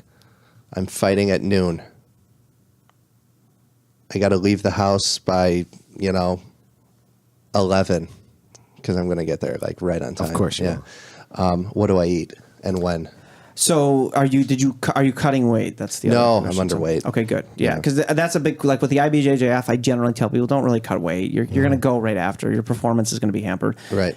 You know what I mean? If you're not going to lose because the guy was stronger than you generally, right? It's usually a skill. I generally go with that unless it's a day before weigh-in. You feel like you can cut a few, fine. But everybody's different, right? So.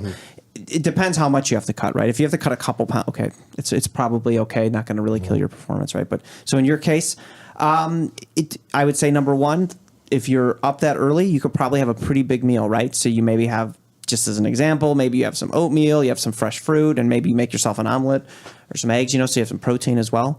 That would be perfect, So you want something carbohydrate rich with some protein as well.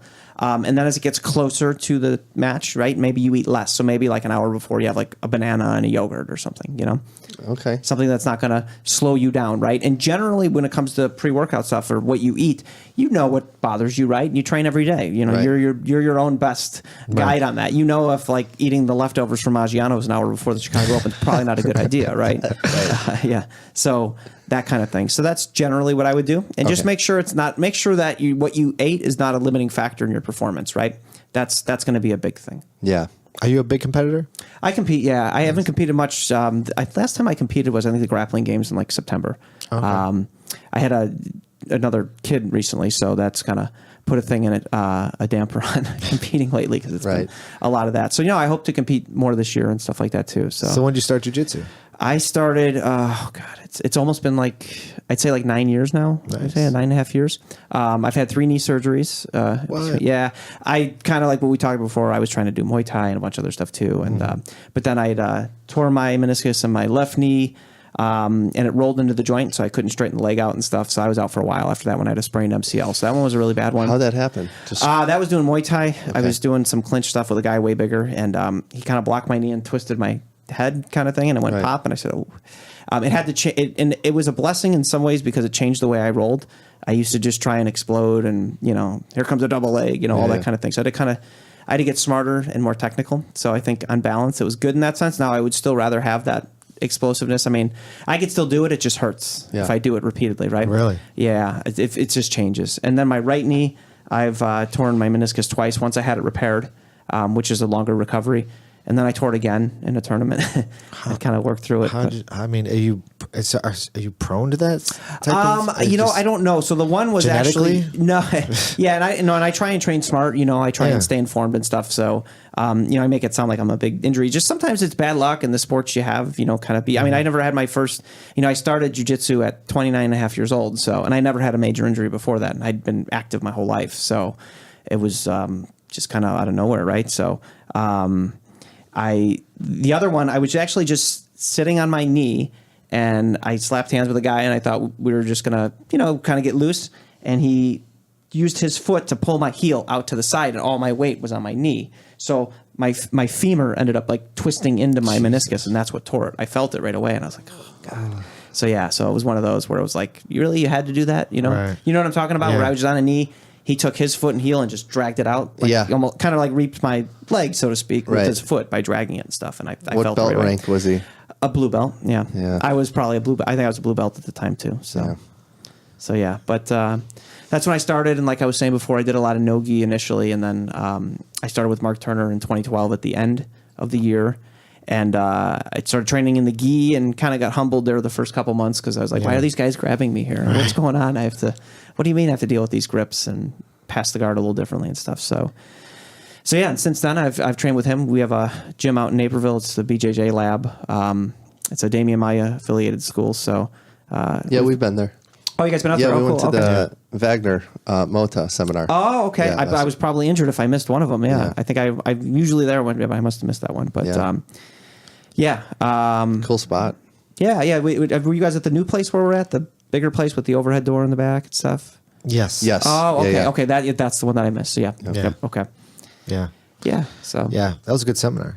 Yeah, it was. It was really good. yeah, Vangy now is cool. He's a great guy, and I mean Damian trusts him as his jiu-jitsu coach. Yeah, so Mark that kind of Turner stuff. just took double gold at Denver Open, right? Yeah, I think he did really well last weekend, and I think he won his weight class this weekend too in Dallas. In actually. Dallas, that's right. Yeah, So, yeah. Good for him. Yeah, man. so Mark's doing good. Mark's a great teacher because Mark's not going to overwhelm me with athleticism or any kind of like traits like that. He's very technical, Right. And, and he's a good teacher. It's a lot of the little stuff, a lot of the invincible stuff, and you'll kind of pick that up if you ever like get to meet or train with Damian. It's just you'll hear guys after they fight Damian, they're like, "Well, I've been in people's half guards, but that was different." Right. And it's different because he understands grips, and he knows how to undercut your base so well, things like that. And Damian's not going to overwhelm anybody with athleticism or anything, right? He's so technically so smart, and he always trusts jiu-jitsu and stuff. I mean, there's things he's shown, and it's just like, wow. Why didn't I think of that? Yeah.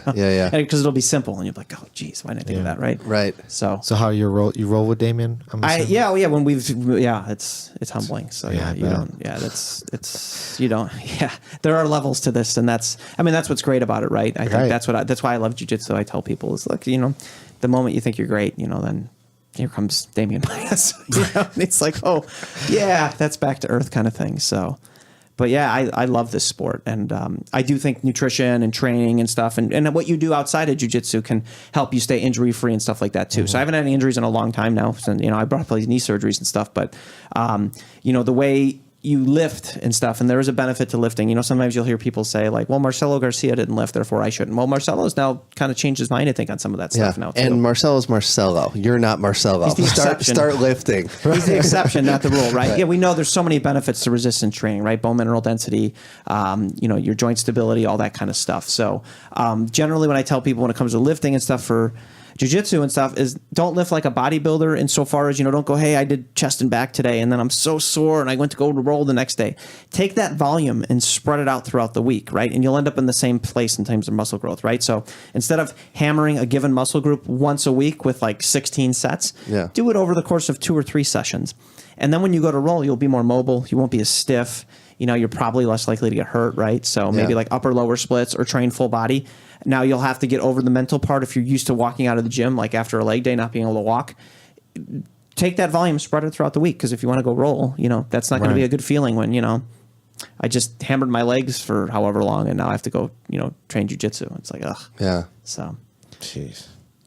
What kind of game do you have? I would say I'd say I'm a guard player, but I love passing the guard is probably my favorite thing. But sweep to pass is probably my favorite. So we have a lot of really good half guard players at our gym. Okay. So you have to be, whether it's the Z guard or shin up guard or just the traditional half, the underhook. Like Damien has showed us some stuff that's pretty cool.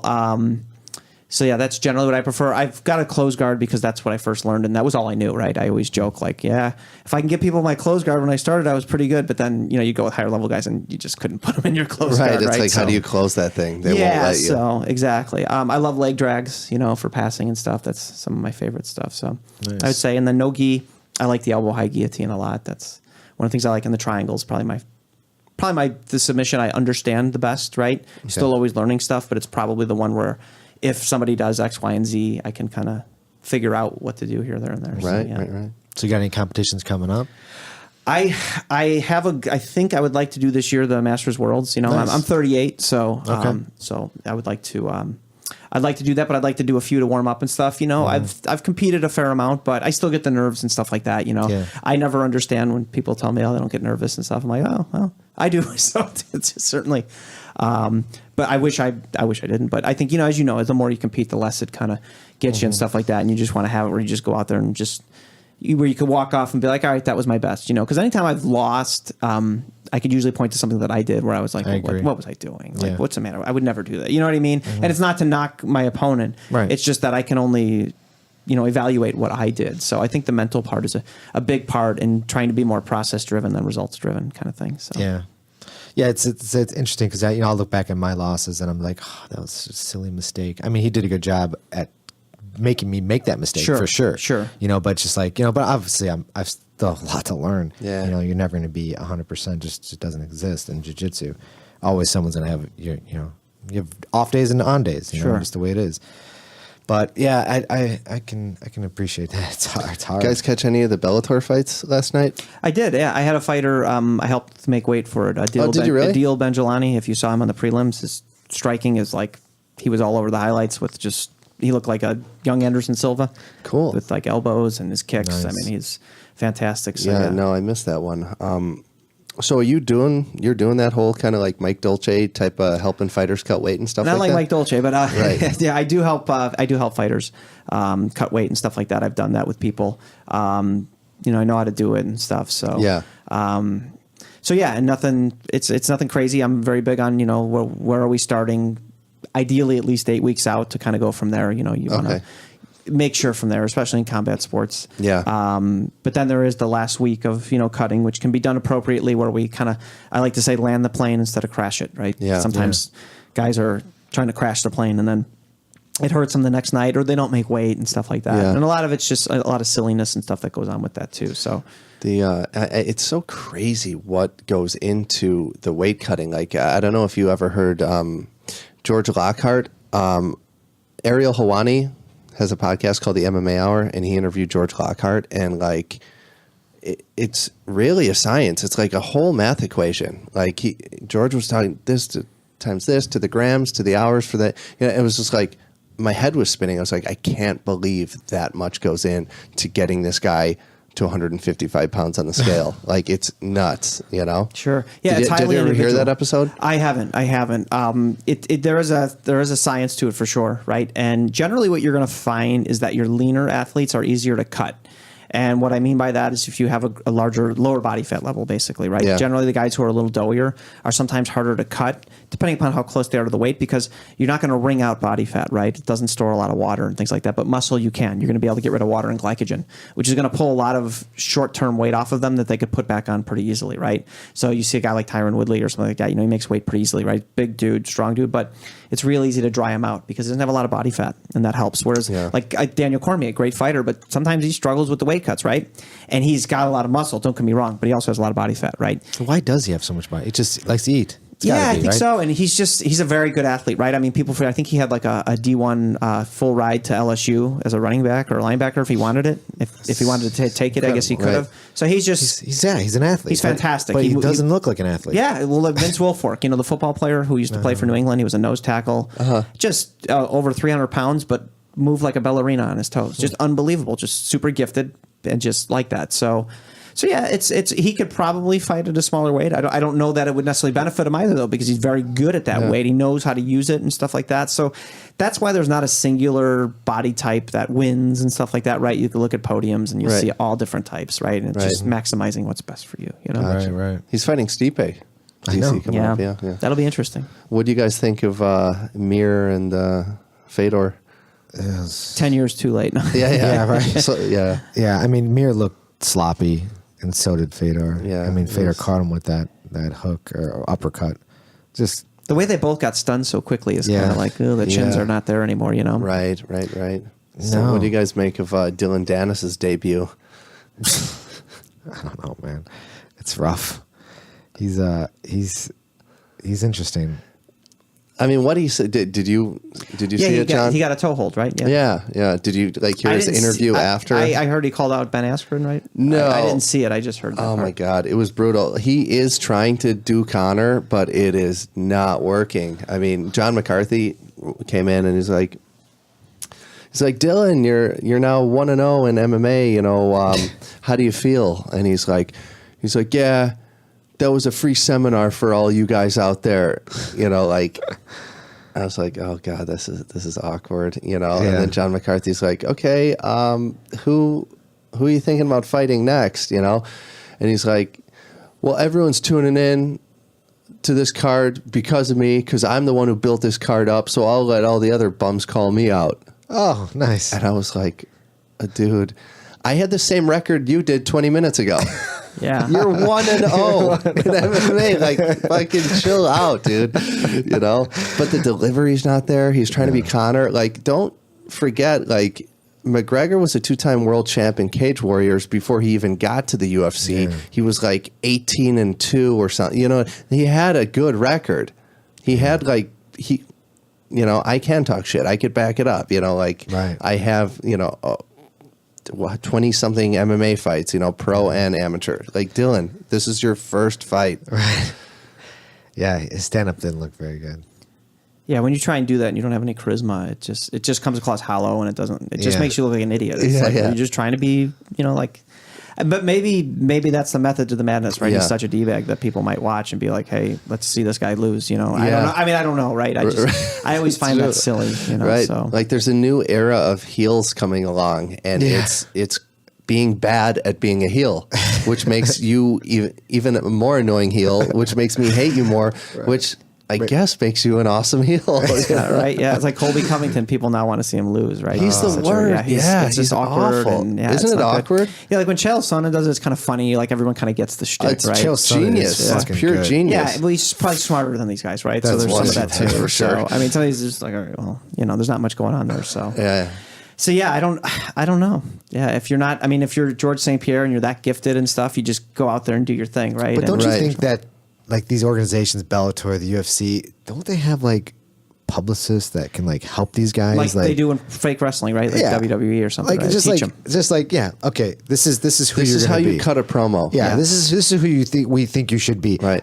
Don't say anything. Okay, we're gonna kind of help you guide you. They should hire and pay Chael to do that. I mean, it just would be so much better. I mean, we talk about him, but it wouldn't be so. It's just some of these guys can't do it. Don't do it right, and it becomes annoying. Yeah. And then you have other guys trying to mimic them, and they don't do it right. And then you have this whole chain of idiots. Yeah. And you're just like, I can't watch this anymore because you're all idiots. You're ruining it for me. Yeah. It's like, don't talk. I don't know, and it's just fucking weird. There's so many people out there that can do it better, and if they hire the right people to teach them, they'd get it right. Right. Come on, they got enough money. Lovato with another submission. Yeah, last that was night. nice. Beast. Yeah. What is he, such a like beast. 12-0 now or Yeah, something? that's great. I don't know, but Yeah, he was setting up that triangle all so he could roll over on that armbar too. So Is that was dude nice. like not getting a title shot? that's what I'm anytime saying. soon? Who's the I don't know who. I thought the guy he was supposed to fight was for the title eliminator, wasn't it? I think that's what he said after I happened to catch his. So Also, he just became the number 1 contender. I think, or he's got to fight the guy who got hurt. Okay. And who's the champ at his weight Good question. in Bellator? I don't know. Yeah, I don't know either. Do you think he can get to the UFC or no? Too old. He's No, 34. he's I only think in that. 34, I think in I that think. weight class. He's 34. Yeah, I think in that weight class you could age a little better. I know there's something going on with Lovato. Like he looks like he's 50. Well, that was like Nogueira, right? You'd see Nogueira, and It's you'd be true. like, he's like, I think he was like my age or younger, but at the time, I'd be like, God, that guy looks old. It's like, don't take ground and pound from Fedor and Pride when he's in his prime. Maybe Right. you won't look like, Right. you know what I mean? But he looked like somebody's dad, and it was like, yeah, he's 32. It's like, oh, really? Yeah. I can't believe Lovato's. He's almost 10 years younger than me. Yeah. And Nogueira's not 32 now, by the way. And you, People you probably know look that. 10 years younger than him. Right. Yeah. It's so weird. Yeah, I keep looking at him. I'm like, yeah, he's a little old, but no, 34. Shuck. Yeah. And he's killing it. Yeah, he looks good. He should be in the UFC. I'm sure they probably want him, but he's at 185. Or is he- 185, yeah. Oh wow, yeah. Bellator's probably paying him more. Think so. Yeah. I mean, if he's beating everybody, and what about that Venom guy, Michael Page? Is that his name? Michael Venom Page. Oh, the striker guy. Yeah. yeah. Is he still? Because I haven't seen him fight in a while. I don't know. I'm not sure. He's a Wasn't he Bellator supposed to guy. fight Paul Daly or I something? or thought what? so, I but don't remember. I don't know what happened because he seemed like that Anderson Silva striker. Yeah. You know, and I haven't heard anything. I just don't. Bellator puts these cards out every week, don't they? I don't really watch them every week. Right? They come out every Friday or something. Yeah, like that? this card was interesting, and it got a lot of eyes on it. You Right. know, Fedor, obviously. Sure. Well, for us anyway, we had local talent, people Yeah, a that we lot of know local fighters on there, there. Yeah. and then also everyone was anticipating Dylan Dennis' debut, wanted to see how he'd do. Yeah. Lovato, the jiu-jitsu community is tuning in. So yeah, I think I would watch more Bellator now. Really? Yeah, I think so. I just don't get the whole like the Fedor mirror and isn't this like a tournament? Yeah, thing? it's a heavyweight Grand Prix Yeah. spread over the course of, So how does that exactly work? Like, So now Chael Sonnen is fighting Fedor. because Chael Sonnen beat all of his guys. He beat Rampage. I think. Right? That's it. So Just it's one? an 8-person bracket, I Okay. believe, right? But this is up. Like, there's no other Grand Prix going on when this is going on. They're like, there's no 185 Grand Prix. This is the only one. I don't think so, I don't is think there? so. I think they're just trying it with the heavyweights right now. Because wasn't Bellator like that way back in the day? I think it was seasons is the way they Oh, did it, right? It was is like that- you'd fight the guys would fight it, and then at the end of the season they get to fight the champ from the previous. Right, I thought yeah, that's the something way it like was. that. They That had was some kind of kinda yeah, it was like a interesting different thing. criteria. I think Yeah, they do yeah. it more traditional now, right? I think. Yeah, But more. It's not just fight. Yeah, I think, but I'm not. I mean, I could dig it. I could dig the. The Grand Prix. The Grand Prix. spread out. What does it really mean? I don't know. It doesn't mean anything. It doesn't mean anything. That's why I don't understand. But it's kind of cool that they kind of put it up in the bracket form, and because you could basically take, let's say, the lightweight division in the UFC, and you can just work backwards from where we were, and create a bracket.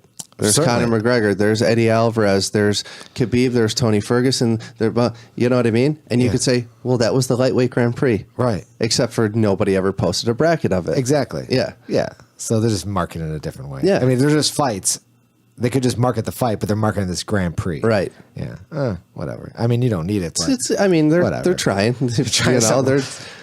It's interesting. It's cool. It's a cool title. Not only am I the world champ, but I'm the heavyweight Grand Prix champ or whatever. You know, taking it's like off Pride Days. Yeah, yeah. But it's that's like, a different because they did it all in one night, didn't they? Wasn't Pride like? There were tournaments Yeah. that would do that. I Pride had done that a few times. Yeah, because when Yeah. Rampage and Vanderlei fought, They would fight multiple times. and that night. Hickson and those guys. Yeah, Yeah, that's a Ricardo different type of Arona, animal. Yeah, they were like would do that. really injured going out there for Yeah. fights. You know, That's Well, fun. when they I were mean, in Pride, they were yeah. enhanced. Of course. Yeah. They go back to the locker room. They Yeah. gotta get hit up. Yeah. Oh yeah. John, what is the name of your company? It's Nutrition 361. Okay. So it's nutrition361.com.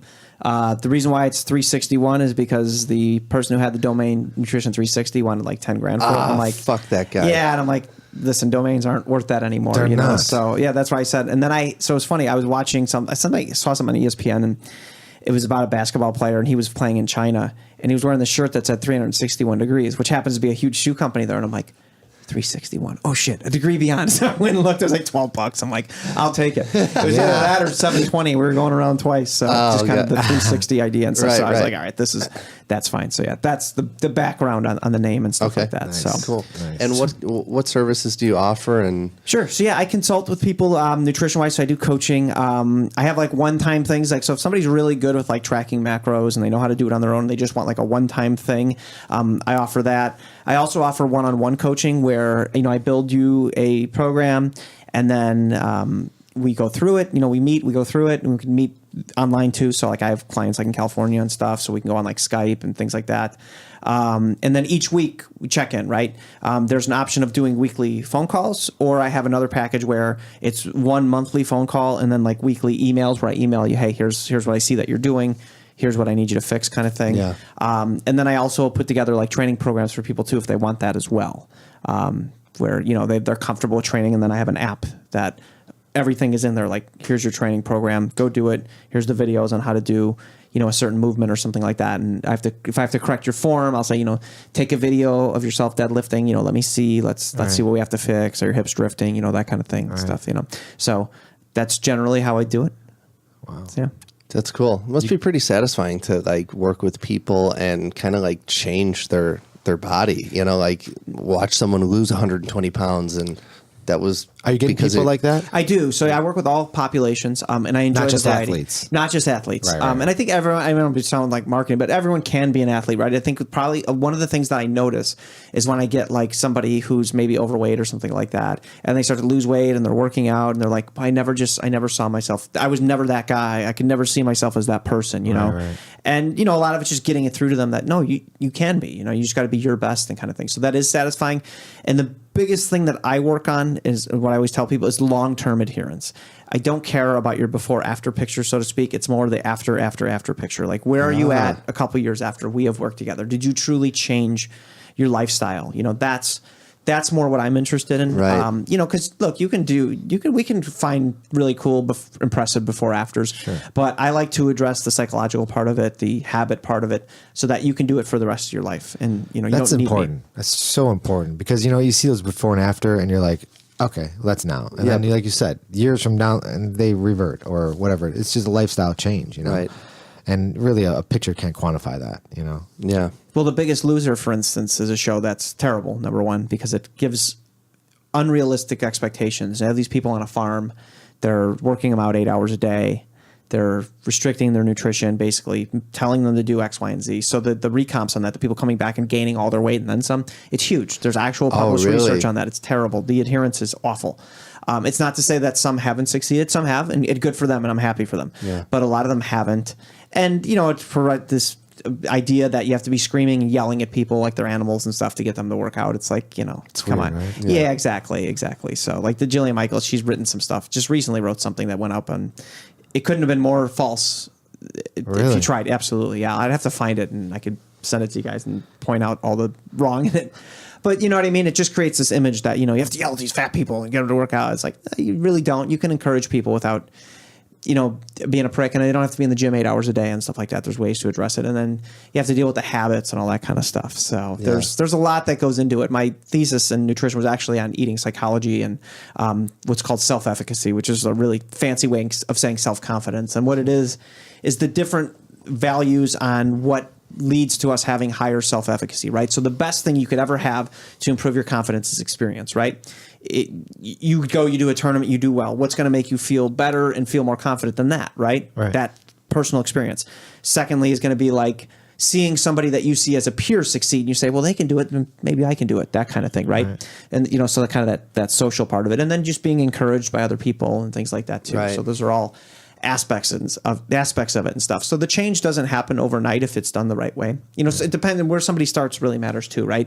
So we want to change their relationship with food and how you view food and, what role does it play in your life? So it really just varies from person to person, And that environment, the people you surround yourself with, it's so important. Like just, family members or whomever, it's like, they've got to be encouraging. Yeah. If you're in a toxic environment or in a toxic relationship, or your friends are like those guys who are just like can't get shit going and you're around them, it really bleeds into your life. You got to be positive. You got to be surrounded by. That's why, one of the reasons why I really love jiu-jitsu is that, we're in that gym. No one's having a bad day. Yeah. If we're on the mats there, you don't hear anyone be like, oh, fucking this and that. We don't hear that. Isn't that so interesting? You know what I'm talking about, Yeah, Paul? it is. Like when everyone's on the mat and we're all training, nobody's having a fucking bad day. The discussion is always, how do I get better? Yeah. How do I get better? Right. You know, it's like we're always looking up the mountain Yeah. instead of like, you know, how come this is happening? Or, you know, Right. Yeah, it's truly fascinating. And, you know, I always encourage people to do jiu-jitsu, but I'm just, you know, people you surround yourself with is super important. Social support it's one of the biggest things I ask. Like if I work with like a couple or like just the husband or maybe just the wife, I'll be like, okay, is your significant other supportive? Because if they're not, your degree of success, you know, it's not going to be very good, right? And just like you said, and in general, friends, all that stuff, right? I mean, what is the show me your friends or I'll show you who you are, right? Supportive how? Like you would have someone come in and they're trying to look better or lose weight and... Sure. So the look better part is always going to be part of it for people, right? It's just the reality, right? Even when people say it's not, it's generally going to be a part of it. And that's okay, right? It's okay to want to, you know, because how you look maybe affects how you feel, right? And all that kind of stuff. For some people, it's just they want to be healthy. They want to feel good. There are people who wake up in the morning and they don't know what it's like to feel good, right? They just don't know. Feeling good is not A or B. It's a continuum, right? It's either 1 or 10, right? And if you wake up at a 10 every day and you wake up at a 5, you're like, damn, this kind of sucks, right? Whereas people wake up every day and they're at like a 4 or a 5, and that's their normal. So they don't know what it's like. Right. So then they start to feel good. And that's the thing that I find that keeps them on track, so to speak, better than anything. Because there's nothing that I can say to them, nothing I could do for them more than teach them so that they can feel good every day. And when they wake up feeling good and then they go and they do something stupid or whatever, and then they feel shitty there and be like, you know, I don't want to feel like that anymore. Right. That's when you change. Not when I got to stick to this, you know, special diet because, you know, I have a meal plan or something like that. That's not long lasting. That's not real change, you know? So I would say the biggest thing I try and offer clients is knowledge. That's what I deal in, right? I'm a knowledge dealer, right? So that's what I do. I try and teach them and give them the tools to make decisions properly. And within it, it's flexible, right? There's, you know, you don't have to, there's a lot of stuff like where it's like, you know, oh, you can't have that. You can't have that. It's like, well, it's the forbidden fruit thing. So you can have some, you know, but let's have most of it from this stuff, right? Kind of in general, right? And that's when, you know, I tend to see better long-term adherence and more change and stuff like that. And people have to be ready for change too, right? They kind of have to, I don't want to compare it to like alcoholism or drug addiction or something like that, but you kind of, you know, everybody's different, right? But if you're at that really, like with the example you brought up earlier, somebody's really unhealthy and stuff like that, they got to be like, you know, I just don't want to feel like this anymore. You know? Right. And there's no such thing as too far gone, right? No, you could generally you could fix it, right? Right. And because it's all their best, right? Just like in jiu-jitsu, right? Like there's a guy who's trying to compete, be a world champion, and then there's the guy who's just, you know, I got 5 kids. I just want to come in here and stay in shape so I can, you know, be healthy and stuff. And it's like good for him. And, you know, like we say at our gym, don't compare yourself to other people. You know, be your best, right? I mean, and that's important. So Right. Yeah, that's cool. Fucking right it is. Well, this was an awesome podcast, John. I know, man. I can go another 2 hours. For sure. Like I'm definitely going to have to listen to this again just because so much knowledge was dropped So and dealt out. Yes, Yeah, so right. fast. Yeah. Anything we haven't covered? there's a lot of stuff. You know, I mean, if you guys get follow-up questions and you want to have me on again, I'd be happy to come. for You know, sure. like Yeah. supplements and stuff are always big. Hey, do you need BCAAs? And all that kind of stuff. yeah, And yeah. you Yeah. name it, you know. So I'd be happy to come on and, you know, if you have like a list of questions and we just rapid fire or something like that, that's fine. I Yeah, if love you send me sharing those that links we talked about earlier, I'll put them on the show notes. Yeah, that'd be great. on our website for people can check them out. But And where do the listeners who want to get in touch with you and maybe work with you? Sure. Yeah. Just go to my website. It's nutrition361.com. I have a consultation form. I have a little bit of a wait list right now, but it's starting to free up. I had some people. So yeah. Good. So that's how you know you're good at what you do. There's a waiting list. Yeah, For it's sure. not a fake one too. I promise. I'm not the guy doing the funnel marketing where I'm like, "Hey, I only have 3 spots left." Like, I shit you not. I have a wait list. I promise. I wouldn't do that because I really like helping. this is your people. full-time job. This is what I do. Yeah. This is what I do. So yeah, it's how I make my living. Now, do you And, work with any like supplement companies that like you try to push their products, or you just kind of like you're? I don't. you're free? Nope. I did that in the past. So kind of how I made my name. You could probably find me on YouTube. Okay. Going back almost 7-8 years ago, telling people while I sold supplements that certain ones you didn't need, they don't work, you know, blah blah blah, and which got me in trouble with some supplement companies, but I didn't care because I was going to tell the truth, Right. Because that's what mattered most to me, and that's Sure. part of why I switched too. You know, I didn't care. Like here's the evidence. You judge whether or not you want to use it, you know, and that was kind of the idea, and that's always how I did it, and that was true whether I was in that industry or not. So, Yeah. so yeah. It's awesome. You going to show us a guest technique today? I can, sure, yeah. You I think fight a you're- little shoulder injury, but I think I can work through. think and show your guys some gi's stuff, dry by now? I hope it's dry. Yeah, It's still there. It's literally in front of the studio on the railing. John's got his gi drying on the handrail of the stoop out front of the building. So A lot of sun out there. Yeah. I trained too much. They're all dirty, and my only clean one was Yeah. at the academy. And I was like, oh shit, I need a gi. Tonight's guest technique is being waterboarded. Actually, yeah, what With to the wet do gi. after you jump out of the water or jump? Yeah, you're in the water in your gi. What do you do when you get out? Yeah, so Yeah, how all to right. deal with that. Yeah. Good. Cool. Awesome. Well, Thanks, appreciate guys. you coming in, man. I appreciate we'll it. definitely probably have you out again for sure. the other part 2 supplements. Yeah. Yeah. Thank you for having me. I really appreciate it. Sure, Thanks, man. Sean. All right, we'll see you guys. Bye. Bye. Hey, everybody. Thanks for tuning in. For more information about Grappler Union Podcast, you could visit us at our website at grapplerunion.com. You can follow us on Instagram at Grappler Union. Please like us on Facebook. Be sure to subscribe on iTunes. And all of our episodes are available on our YouTube channel. Say what? Be sure to subscribe. Yeah, subscribe to all that shit. You got to do another take, right? Oh.